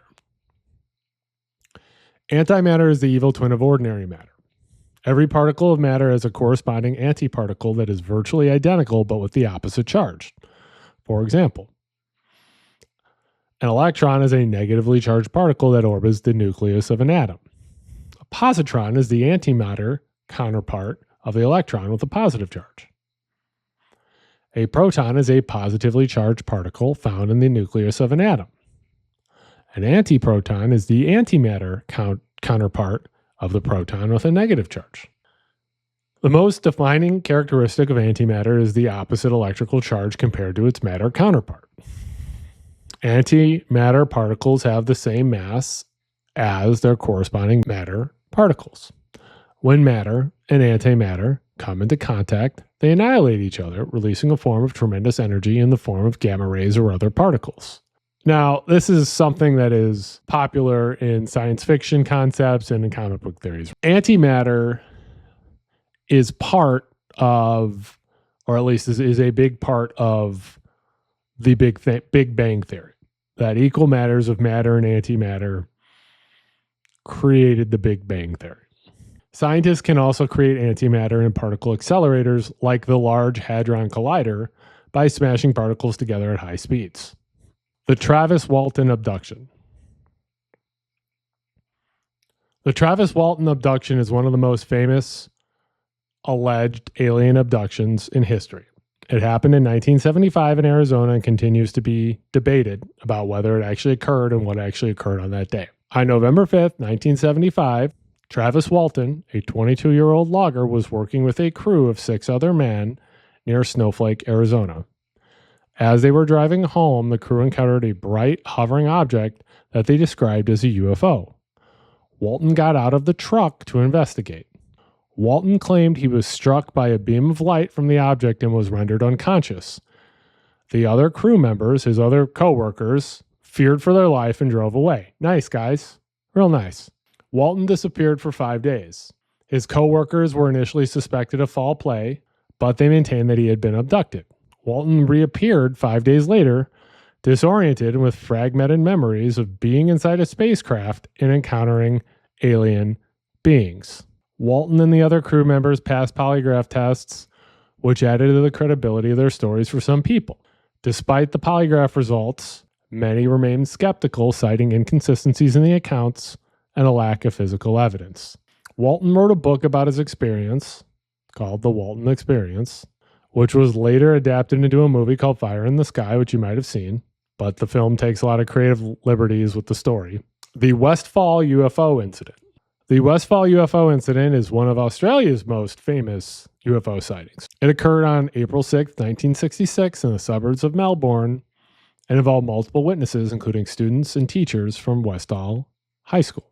On the morning of April 6, 1966, around 11 a.m., numerous students and a teacher at Westall High School reported seeing a strange object in the sky. Witnesses described it as a disc-shaped or dome-shaped object, grayish silver in color and estimated to be about twice the size of a car. The object reportedly descended into a nearby paddock known as the Grange. Some witnesses claimed to have seen it land or hover close to the ground. Some accounts mentioned seeing other aircraft, possibly military jets, in the area around the same time. The incident attracted media attention and police and military personnel were reportedly on the scene. However, government explanations were vague, with suggestions that the object may have been a weather balloon or an experimental aircraft. And that's always the explanation, right? They need to come up with better explanations other than weather balloon. But maybe people are just out here confusing weather balloons, right? We just sort of talked about a couple, UFO experiences. And look, I've said this before. I believe it's impossible for the universe to be as vast as it is and for there not to be other life out there. It just doesn't make sense to me. I also think it's very unlikely that alien creatures have made contact with us and haven't been able to continue to make contact with us or been able to continue make more significant contact with us. Now, I know there's people going to argue that say, well, they have, but the government covers it up. And I just sort of feel like that requires so many people to keep so many secrets that it would be, impossible. So all that is sort of a long-winded way of saying, sure, it's possible that these people saw UFOs. It's possible that people were abducted by aliens. I just believe that if it were true, we would have a lot more than just sort of these accounts from these people. Like I said, I believe there has to be alien life somewhere. There has to be. Maybe they're just trying their best and they're just not as technologically advanced as, we like to think they are. I mean, they're just really giving it their best shot and using all their hardest work, or maybe it's like the kind of thing where they are around us and they just don't really like us that much and they're like, yeah, these guys suck. Let's go somewhere else. Certainly possible too. The Delhi Purple Sapphire. The Delphi Purple Sapphire is a cursed gemstone. It's not a sapphire at all, but an amethyst. I don't know why they couldn't just call it the Delhi Amethyst, but I wasn't in charge of naming this thing, obviously. This gemstone was looted from the temple of Indra, who is the Hindu god of war and weather, in Kanpur, India, during the Indian Rebellion of 1857. It was brought to England by Colonel W. Ferris, a Bengal cavalryman. Ferris and his family suffered a series of misfortune, including financial ruin and health problems, which they attributed to the gemstone. The stone was passed down through the family and to friends, with each owner reportedly experiencing similar misfortune, including illness, accidents, and even death. A scientist and writer named Edward Heron Allen acquired the stone in the late 19th century, and he also experienced a string of misfortunes, and he's the one who put together the stone's history. He concluded that the stone was trebly accursed, and wrote a detailed account of its history and the misfortunes of its owners. He then donated it to the Natural History Museum in London, along with his history of its curse, and advised that it was to be kept in a sealed box. The stone is on display at the Natural History Museum of London as part of their vault collection. Now, is this stone really cursed? I mean, the human experience is a series of misfortunes, right? Bad things happen to people all the time. Life is sort of a series of bad things happening to people, right? And so, is the idea that they came in possession of this cursed stone and then all of a sudden these bad things happen to them? Or are these just normal bad things that happen to people that people are just sort of fell into the belief that this stone was cursed and just sort of attributed to it? I think it's probably the latter. I think it's mostly coincidental misfortunes that are just part of existing as a human. There's also this idea that if you're primed to believe something is cursed, you're more likely to attribute curses to those things. So I'm sure that's probably what's going on here. The Koh-i-Noor diamond. A Koh-i-Noor diamond is another cursed gemstone, this time a diamond. It is a 105.6 carat diamond that is part of the British Crown Jewels, but its ownership is disputed by several countries, most notably India. It was believed to have been mined in India possibly as early as the 13th century. It has passed through many hands over the centuries from various rulers and emperors of India. It is often seen as a symbol of power and conquest. In 1849, after the British annexation of Punjab, the diamond was surrendered to Queen Victoria. In 1852, Prince Albert, Queen Victoria's husband, had the diamond recut to improve its brilliance, reducing its size from 186 carats to its current size of 105.6 carats. Nice job, guys, cutting this diamond that you guys stole. There's a lot of talk now about colonialism and the fact that, the English looted the world of all these beautiful artifacts and then stuck it in museums in London. India, Pakistan, Afghanistan, and Iran have all laid claim to the diamond, demanding its return. And the British government says, nah, we're not returning it. Now, the diamond has a curse. Legend associated with the diamond is that it brings bad luck to any man who owns it, but it can be worn by a woman or a god with impunity. So, ladies, you can wear this diamond. Men, leave it alone. Rebecca Corriam. Rebecca Corriam was a young British woman who mysteriously disappeared from the Disney Wonder cruise ship in March 2011. Her case is unsolved.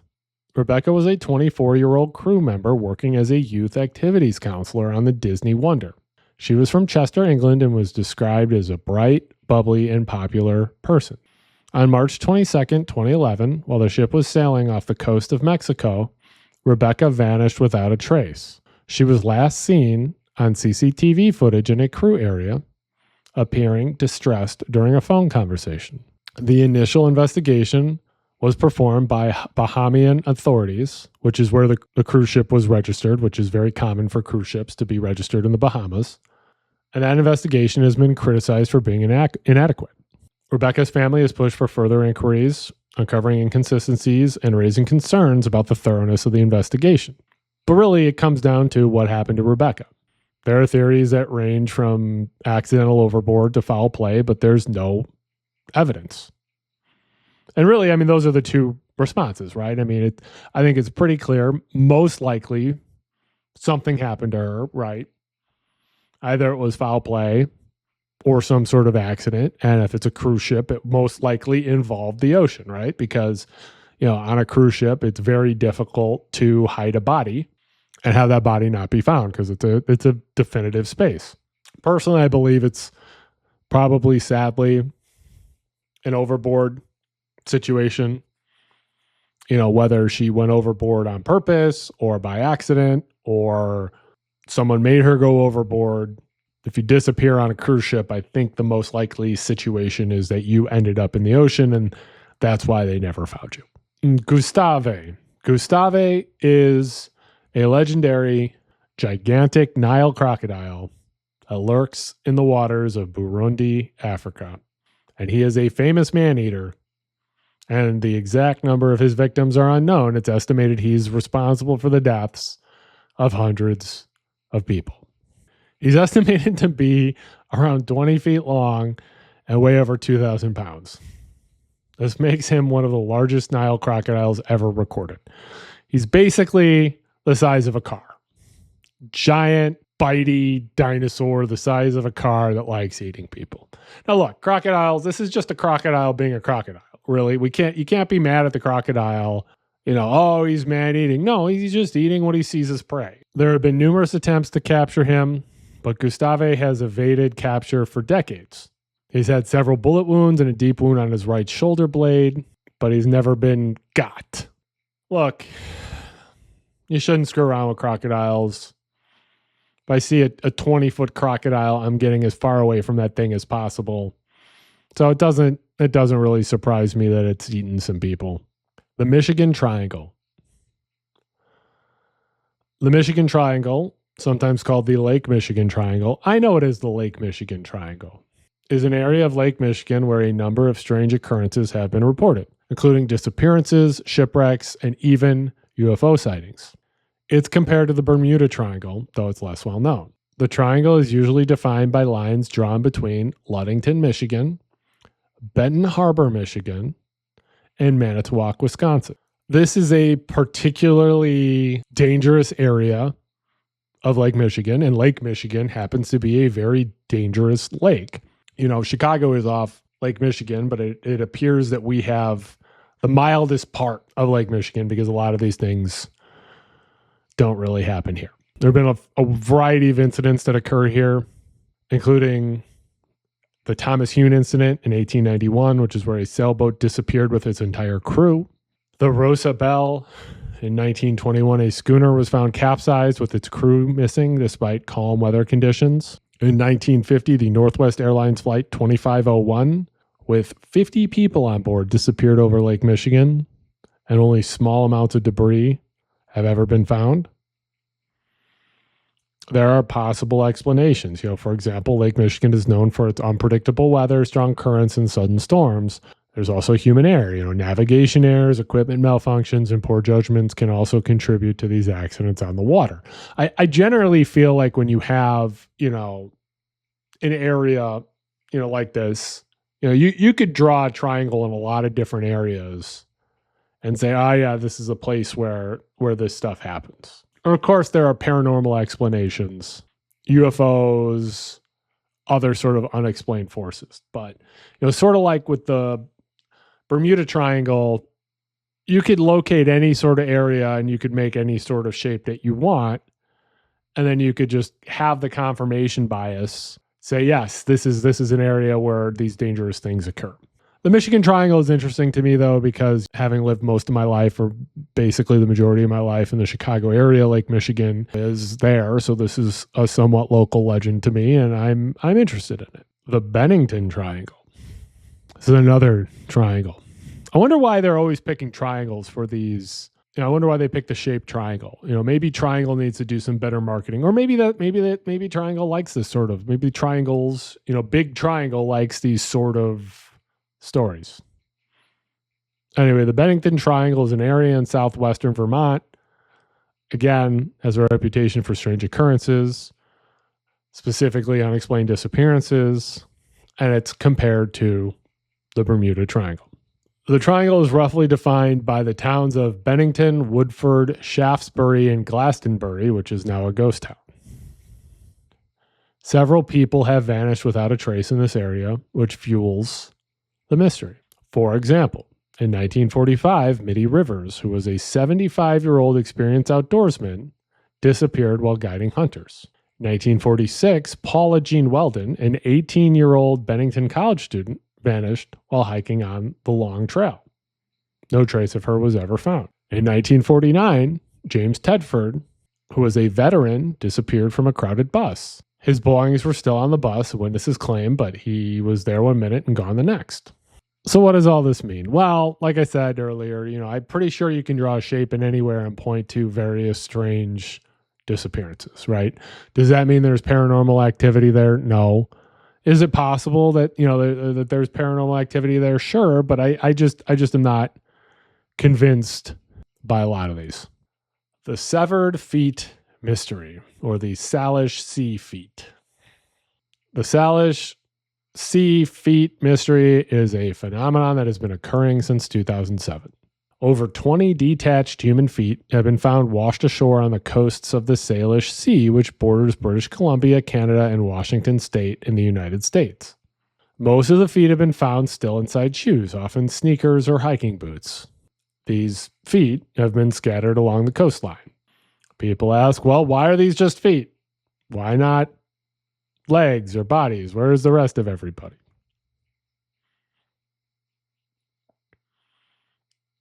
I don't know. It seems pretty weird. Sort of seems like this might be a confirmation bias, but I don't know. I mean, maybe there is a good explanation for it. Maybe this is a particularly choppy area, and if people get lost at sea in that area, their bodies are broken in certain ways, and maybe where they would be protected in their footwear. I don't know. I'm just saying it'd be really weird to be walking on the beach and to find a foot. Scientists believe that feet detach naturally from bodies during decomposition in water, which I guess sort of makes sense, right? Kind of a smaller area, and modern shoes are lightweight and buoyant, which can help them float. I still think that this is just a really weird thing.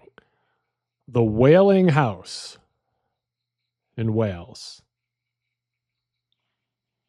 This was a tougher one to sort of track down. We're sort of actually getting to the territory where it's harder and harder to get even more information about these things. But the Whaling House in Wales, also known as the Pennyford Farm, which is located near Mold in Flintshire, North Wales, has gained notoriety in the 1990s and early 2000s for being dubbed the most haunted house in Wales. It was the site of a wide range of paranormal activity that has received media attention, internet attention, and, people are arguing, is this actual paranormal activity or is this just a hoax? The Gower family owned the farmhouse at the time and reported a variety of strange occurrences, including sightings of a ghostly pregnant teenager, a ghost hooded monk, and a young boy ghost. They've claimed to see objects moving, household objects moving inexplicably around the house or being thrown. Supposedly Welsh words carved into walls, even though this family didn't speak Welsh. And there's also electronic disturbances of malfunctioning electronics or strange noises on baby monitors. Of course, the story has attracted media, paranormal investigators, and people who like spooky stuff. There is a 2023 BBC documentary series called Paranormal: The Girl, the Ghost, and the Gravestone, which investigated the events at the Pennyford Farm. Some people believe the hauntings are genuine. Others believe that they're hoax. Some people believe the family is seeking attention or financial gain. Others believe that it's possible that, there's like a confirmation bias sort of going on here. And, all of these things sort of put together can be described as natural causes or, psychological factors. All right, let's keep going. Coral Castle. Coral Castle is a structure in Homestead, Florida, that was built by an individual named Edward Leedskalnin between 1923 and 1951. It's composed of over 1,100 tons of oolite limestone, which is frequently mistaken for coral, that Lead Skalnin quarried, carved, and moved himself. The stones are sculpted into various shapes, including walls, furniture, a castle tower, a sundial, a crescent moon, and even a 9-ton gate. What makes it even more remarkable is that Lead Skalnin was a small man. He was only 5 foot tall and 100 pounds, and he had no formal engineer training.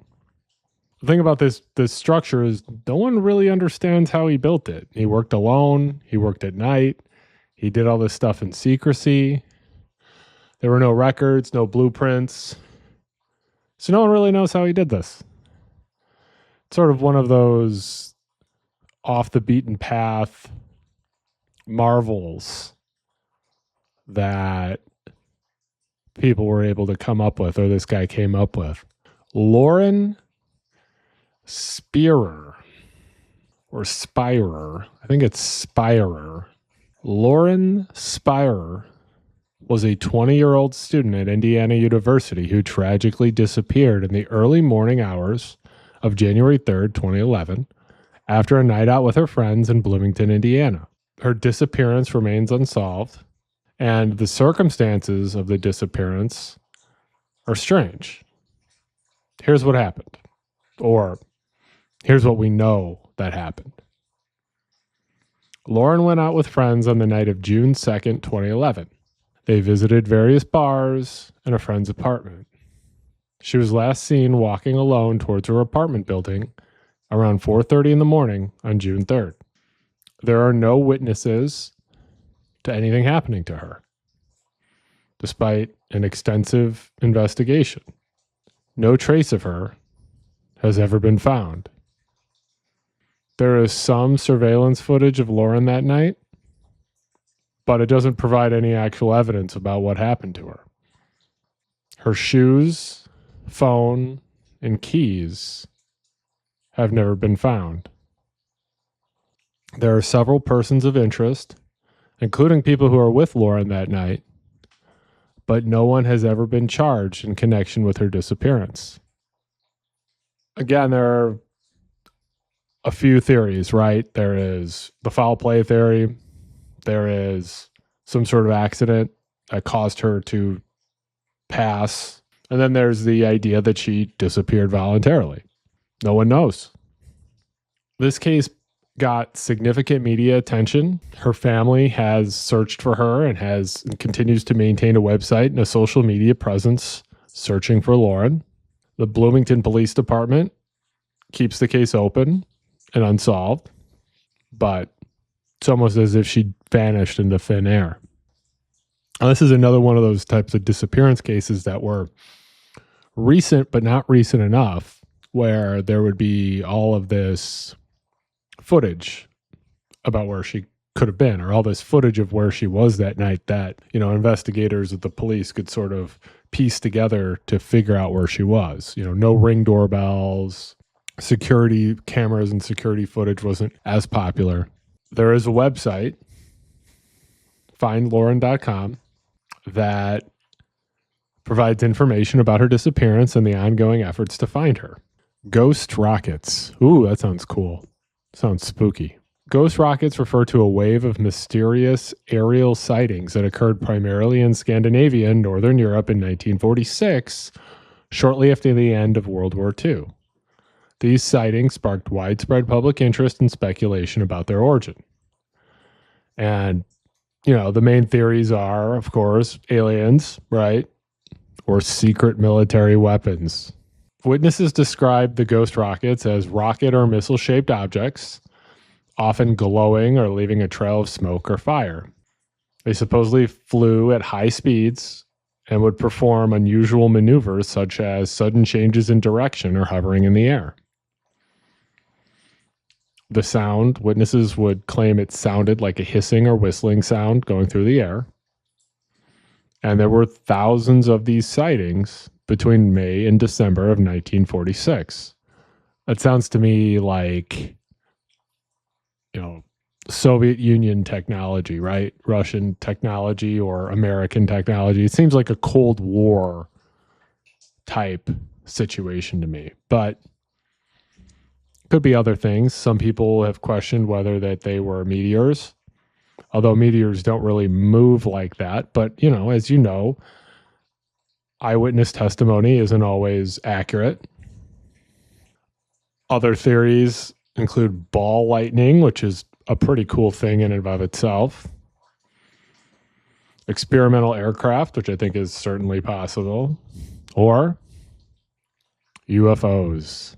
This is another one of those situations where this was immediately following World War II or a year after World War II. So there's some belief that maybe there was heightened anxiety following the post-World War. And maybe this caused people to be more apt to see these type of objects and to maybe report them as rockets or, whatever. Personally, I think the idea that I think it's probably most likely some type of weaponry from, the Soviet military or the United States military, or maybe both. Hessdalen lights. The Hessdalen lights are a mystery that has puzzled scientists for decades. They are unexplained light phenomena that appear in the Hessdalen Valley in rural central Norway. They vary in shape, size, and color, but are often described as bright white, yellow, or red lights that float or move through the valley. Sometimes they're described as glowing orbs or flashes or streaks of light. The lights move in strange ways, which is what makes these lights so mysterious. They happen to hover in place for long periods of time and then would suddenly move rapidly across the sky. Some of these lights reportedly have split into multiple lights or merged together. Now, at the peak of these lights in the early 80s, there were reports of up to 20 sightings per week. However, the frequency of these sightings and the periods of activity, kind of wax and wane. Despite research, the exact cause of these lights is unknown. Some scientists believe it's an atmospheric phenomena, that the lights could be either ball lightning or some sort of related atmospheric phenomenon caused by gas or plasma. Others believe that these lights could be related to geological activity. The Hessdalen Valley is rich in minerals, and this could be some sort of either radon decay or electricity or light reflection. Some scientists believe that it could be electromagnetic. It could be an electromagnetic phenomenon. And as always, aliens. These kind of natural mysteries are kind of the coolest to me because, or at least some of the coolest to me, because scientists spend all this time trying to come up with a concrete reason for this to be happening. And I get it. I get being curious, trying to figure it out, but explaining what's happening here is like, oh yeah, this is this weird mineral interacting. I mean, that's still weird. It's still weird that these things occur and these things move in that way. So this is something I would like to see someday, but I would love to go to Norway someday. So the Kecksburg incident. The Kecksburg incident is a UFO sighting that occurred in the United States in the small town of Kecksburg, Pennsylvania on December 9th, 1965, and involved the supposed crash of a fiery object from the sky. On December 9th, people across several states and Canada witnessed a bright fireball streaking across the sky. The object reportedly crashed in the woods near Kecksburg, Pennsylvania. Witnesses described it as acorn-shaped or bell-shaped with strange markings and lights. The area was quickly cordoned off by the military, and the military reportedly removed a large object from the crash site. Some witnesses have claimed to have seen a large acorn-shaped object being loaded onto a flatbed truck, but the official statements from the military claim that nothing significant was found in the site. Now, the first thing that everything comes to mind when something weird comes from the sky is, that's an unidentified flying object, and therefore a UFO equals aliens. Another theory is that it might have been a Soviet satellite that re-entered the atmosphere and crashed. I think it's probably most likely it was some sort of a satellite, whether it was a Soviet satellite or a United States satellite or some other country's satellite. I think that's probably the most likely answer. Find Satoshi. Find Satoshi is an online puzzle, or ARG, that began in 2006 and was finally solved in 2020. It was part of a larger game called Perplexity, created by the company Mind Candy. The purpose of the game was simple: find a real person named Satoshi. Players were given a single photograph of Satoshi, his first name, and a few cryptic clues within the Perplexity card game. The search spanned the globe, with players from all over the world collaborating and sharing information online. Now, unlike most online games, Find Satoshi involved a real person in the real world. That's what makes this an ARG, an alternate reality game. You know, the idea of a whole bunch of people across the globe working together to find Satoshi, find this person, it's pretty cool.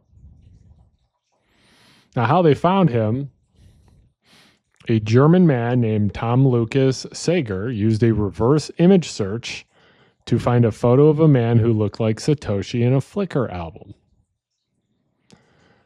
This led him to a photo of a runner at the finish line of a Japanese marathon. He was able to confirm from online sleuthing that the runner's name was Satoshi, and he was located in Japan. Satoshi was surprised and amused that he was found. There is a documentary about this game, and it was released in 2022. I haven't seen it, but if this kind of thing interests you, you should check it out. It was narrated by William Dafoe, who everybody loves. The Charlie Project. The Charlie Project is a website that profiles cold cases of missing people from the United States. It's sort of a database for these unsolved disappearances of people. And law enforcement, families, and other people can share information in this website. It contains information on over 16,000 missing persons cases with detailed profiles that include photos, physical descriptions, the circumstances of disappearances, and online updates of the case. The Charlie Project mostly focuses on cold cases, meaning that they are no longer being actively investigated by law enforcement. The goal is to keep these cases in the public eye and generate new leads.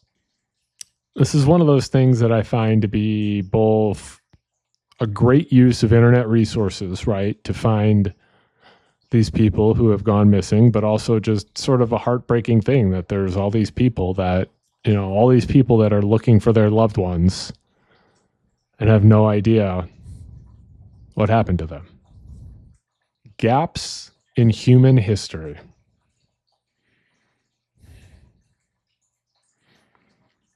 Gaps in human history are periods or events in the past where our knowledge and understanding are incomplete or lacking.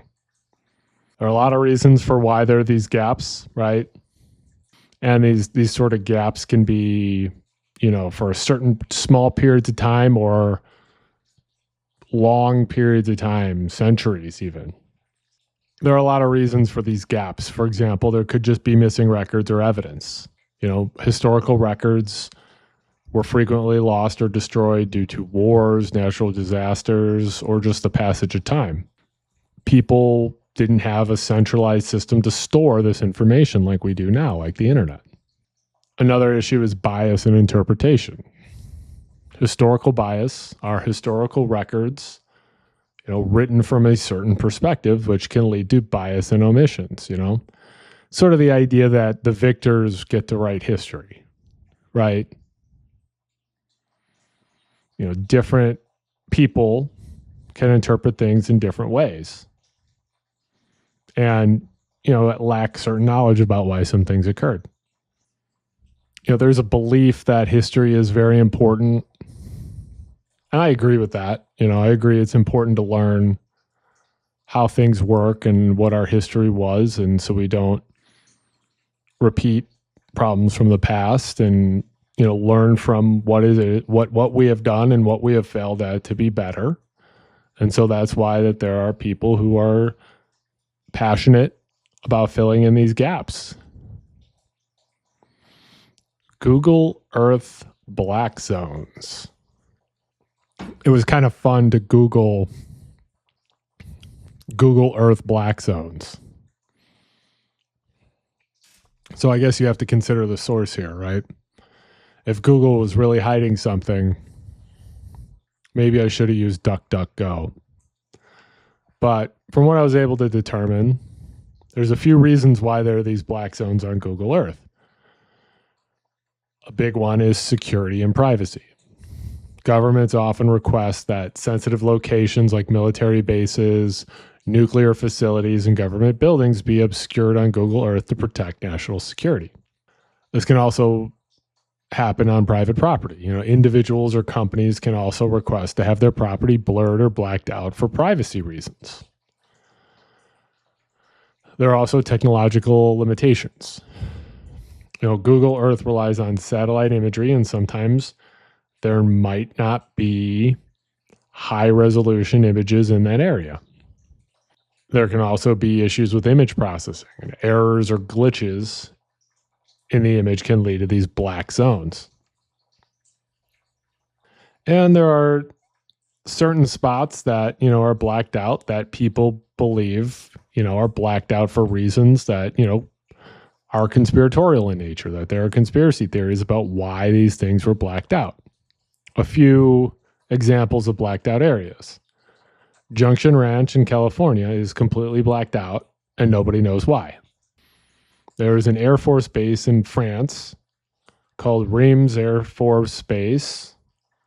I think that one sort of makes sense. It's a military base. The Royal Palace in the Netherlands is blurred out for security and privacy reasons. And the King Tega, Nepal mountain peak is obscured, although most believe it's because there is a lack of high resolution imagery in that area. Rebecca Roche. Rebecca Roche was a 15-year-old girl from Berlin, Germany, who disappeared from her home in the early hours of February 18th, 2019. Her case is unsolved, and the circumstances surrounding her disappearance are strange. Rebecca was last seen at her sister's house in the Brits district of Berlin, where she had spent the night. She was reported missing when she didn't show up for school the next day. Despite extensive searches and investigations, no trace of Rebecca has ever been found. Her phone was last active later that morning in the vicinity of a nearby park, but it has never been recovered. Now, the primary suspect in this case is Rebecca's brother-in-law, who's named Florian. He has been arrested twice, but has never been charged due to a lack of sufficient evidence. Some of the evidence, or the majority of the evidence against Florian, are circumstantial. Inconsistencies in his statements, his car being in areas of the relevant to the investigation, and his phone being deactivated around the time of Rebecca's disappearance. That's something a lot of people don't realize. Like, if you're going out criming and you think, oh, I'm going to outsmart these people by turning my phone off, that's a pretty good tell that you're doing, that you turned your phone off, and that's suspicious. Despite extensive searches, including use of cadaver dogs, various types of sonar technology, and other types of imaging technology, her body has never been found. So nobody knows what happened to her. This is another one of those missing persons cases that the Charlie Project covers. And if you're interested, it's a rabbit hole that you can head down. MMIW. MMIW refers to the missing and unalived indigenous women. This is because there's a disproportionately high rate of violence and disappearances experienced by indigenous women and girls in the United States and Canada. Indigenous women face unaliving rates that are far higher than those of any other demographic group. In some areas, their death rates are more than 10 times the national average. Many cases of missing and murdered Indigenous women go unreported or are not properly investigated, which make it difficult to even know how bad the problem is. There are historic and systemic factors that the MMIW crisis is rooted in. And that includes historical and generational trauma. Generations of colonialization, forced assimilation, and violence have had a devastating impact on Indigenous communities, which contributes to social and economic disparities that have increased these women's vulnerability to violence. Indigenous women also often face systemic racism and discrimination, which can make them the target of violence and can lead to their cases being overlooked or mishandled by law enforcement. Many Indigenous communities struggle with poverty, lack of access to healthcare and education, and limited infrastructure, which increases the vulnerability of these women to violence. It makes it difficult to search for these women and to provide services to help these women. The MMIW movement is a grassroots movement led by Indigenous women, families, and communities to raise awareness about the crisis and provide resources to address it.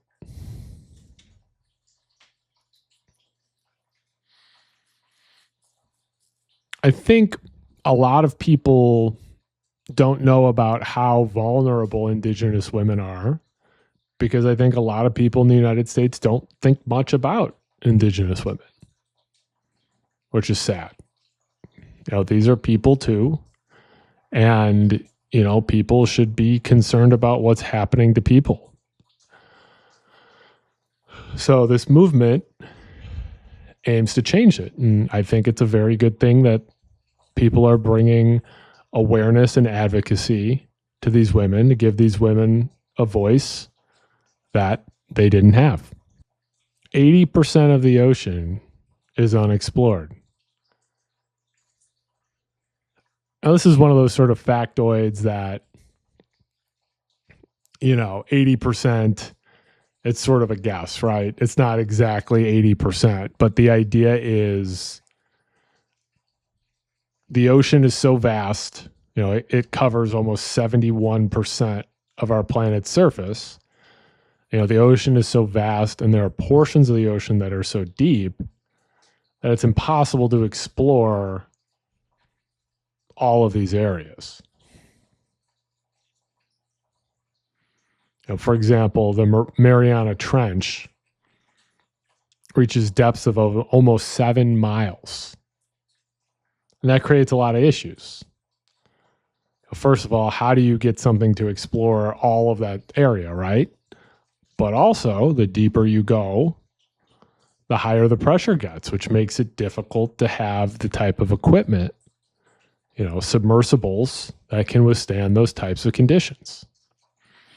And the ocean's dark.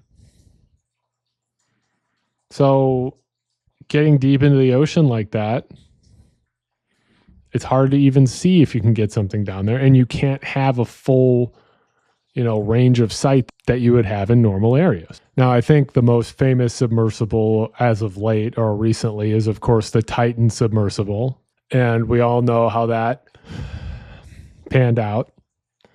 But that's sort of a great example of the technological limitations that we have. It took those billionaires to go down there, or the billionaire to go down there to go look. And he wanted to go look at the Titanic, which is something people have already looked at. So if someone's not looking for something specific down there, it's harder to get people interested in that area.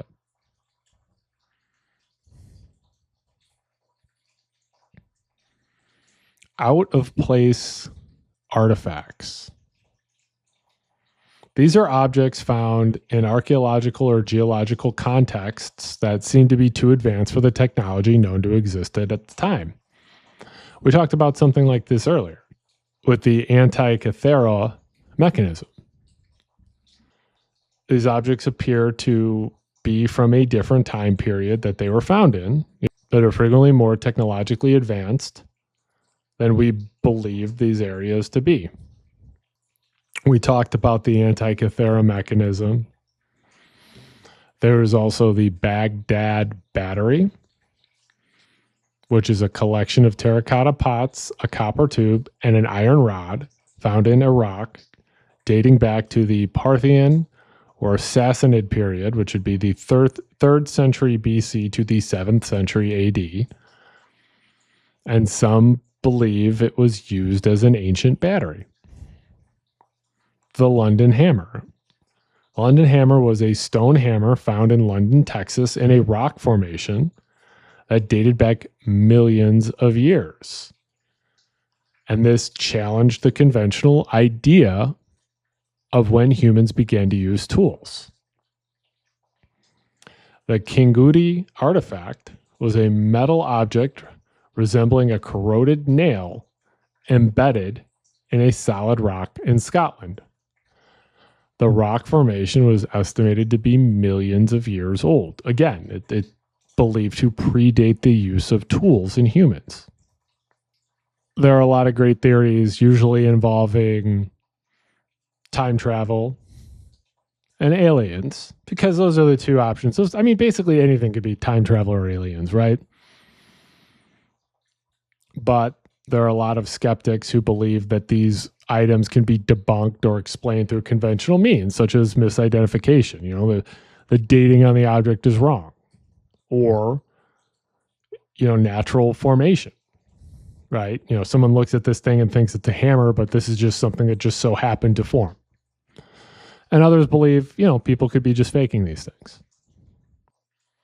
I sort of like this idea because it creates this sort of like spookiness behind it. Like, oh, a time traveler visited this ancient civilization and brought them this one item to help them. Now, I don't believe that that's what happened. I'm sure there are, natural explanations, whether it is that we just sort of underestimate the civilization at the time. And, maybe they were more technologically advanced than we realized, or, maybe it was just something that formed naturally or something someone stumbled upon or put together. And, we're just giving it more credit than it needs. The Kentucky meat shower. Now, I did a full video on the Kentucky meat shower, so you should just go watch that. I'm going to put a card here.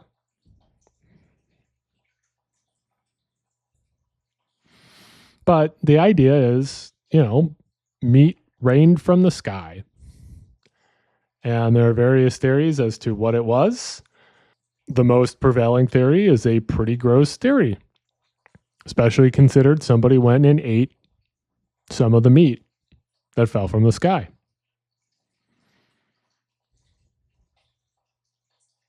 All right, guys, we did it. That's the end of Tier 3. I will start working on Tier 4, and we can get moving on that. We can keep trucking all the way through this Iceberg series. In the meantime, go ahead and follow me on Twitter and TikTok. My username is AKBrews. If there is a spooky story you would like me to research or cover, go ahead and send me an email. My email address is thespookylawyer@gmail.com. And if you like my videos, if you like these videos, go ahead, like, subscribe, share this with your friends. That would help me out in the algorithm if you would like, subscribe, and share. And if you have any experience with any of the things we cover here, tell me about it in the comments. I would love to hear your stories about some of these bizarre, unsolved mysteries and weird things. Anyway, it's been your best friend, Kenny. Thank you for watching my video, and stay spooky.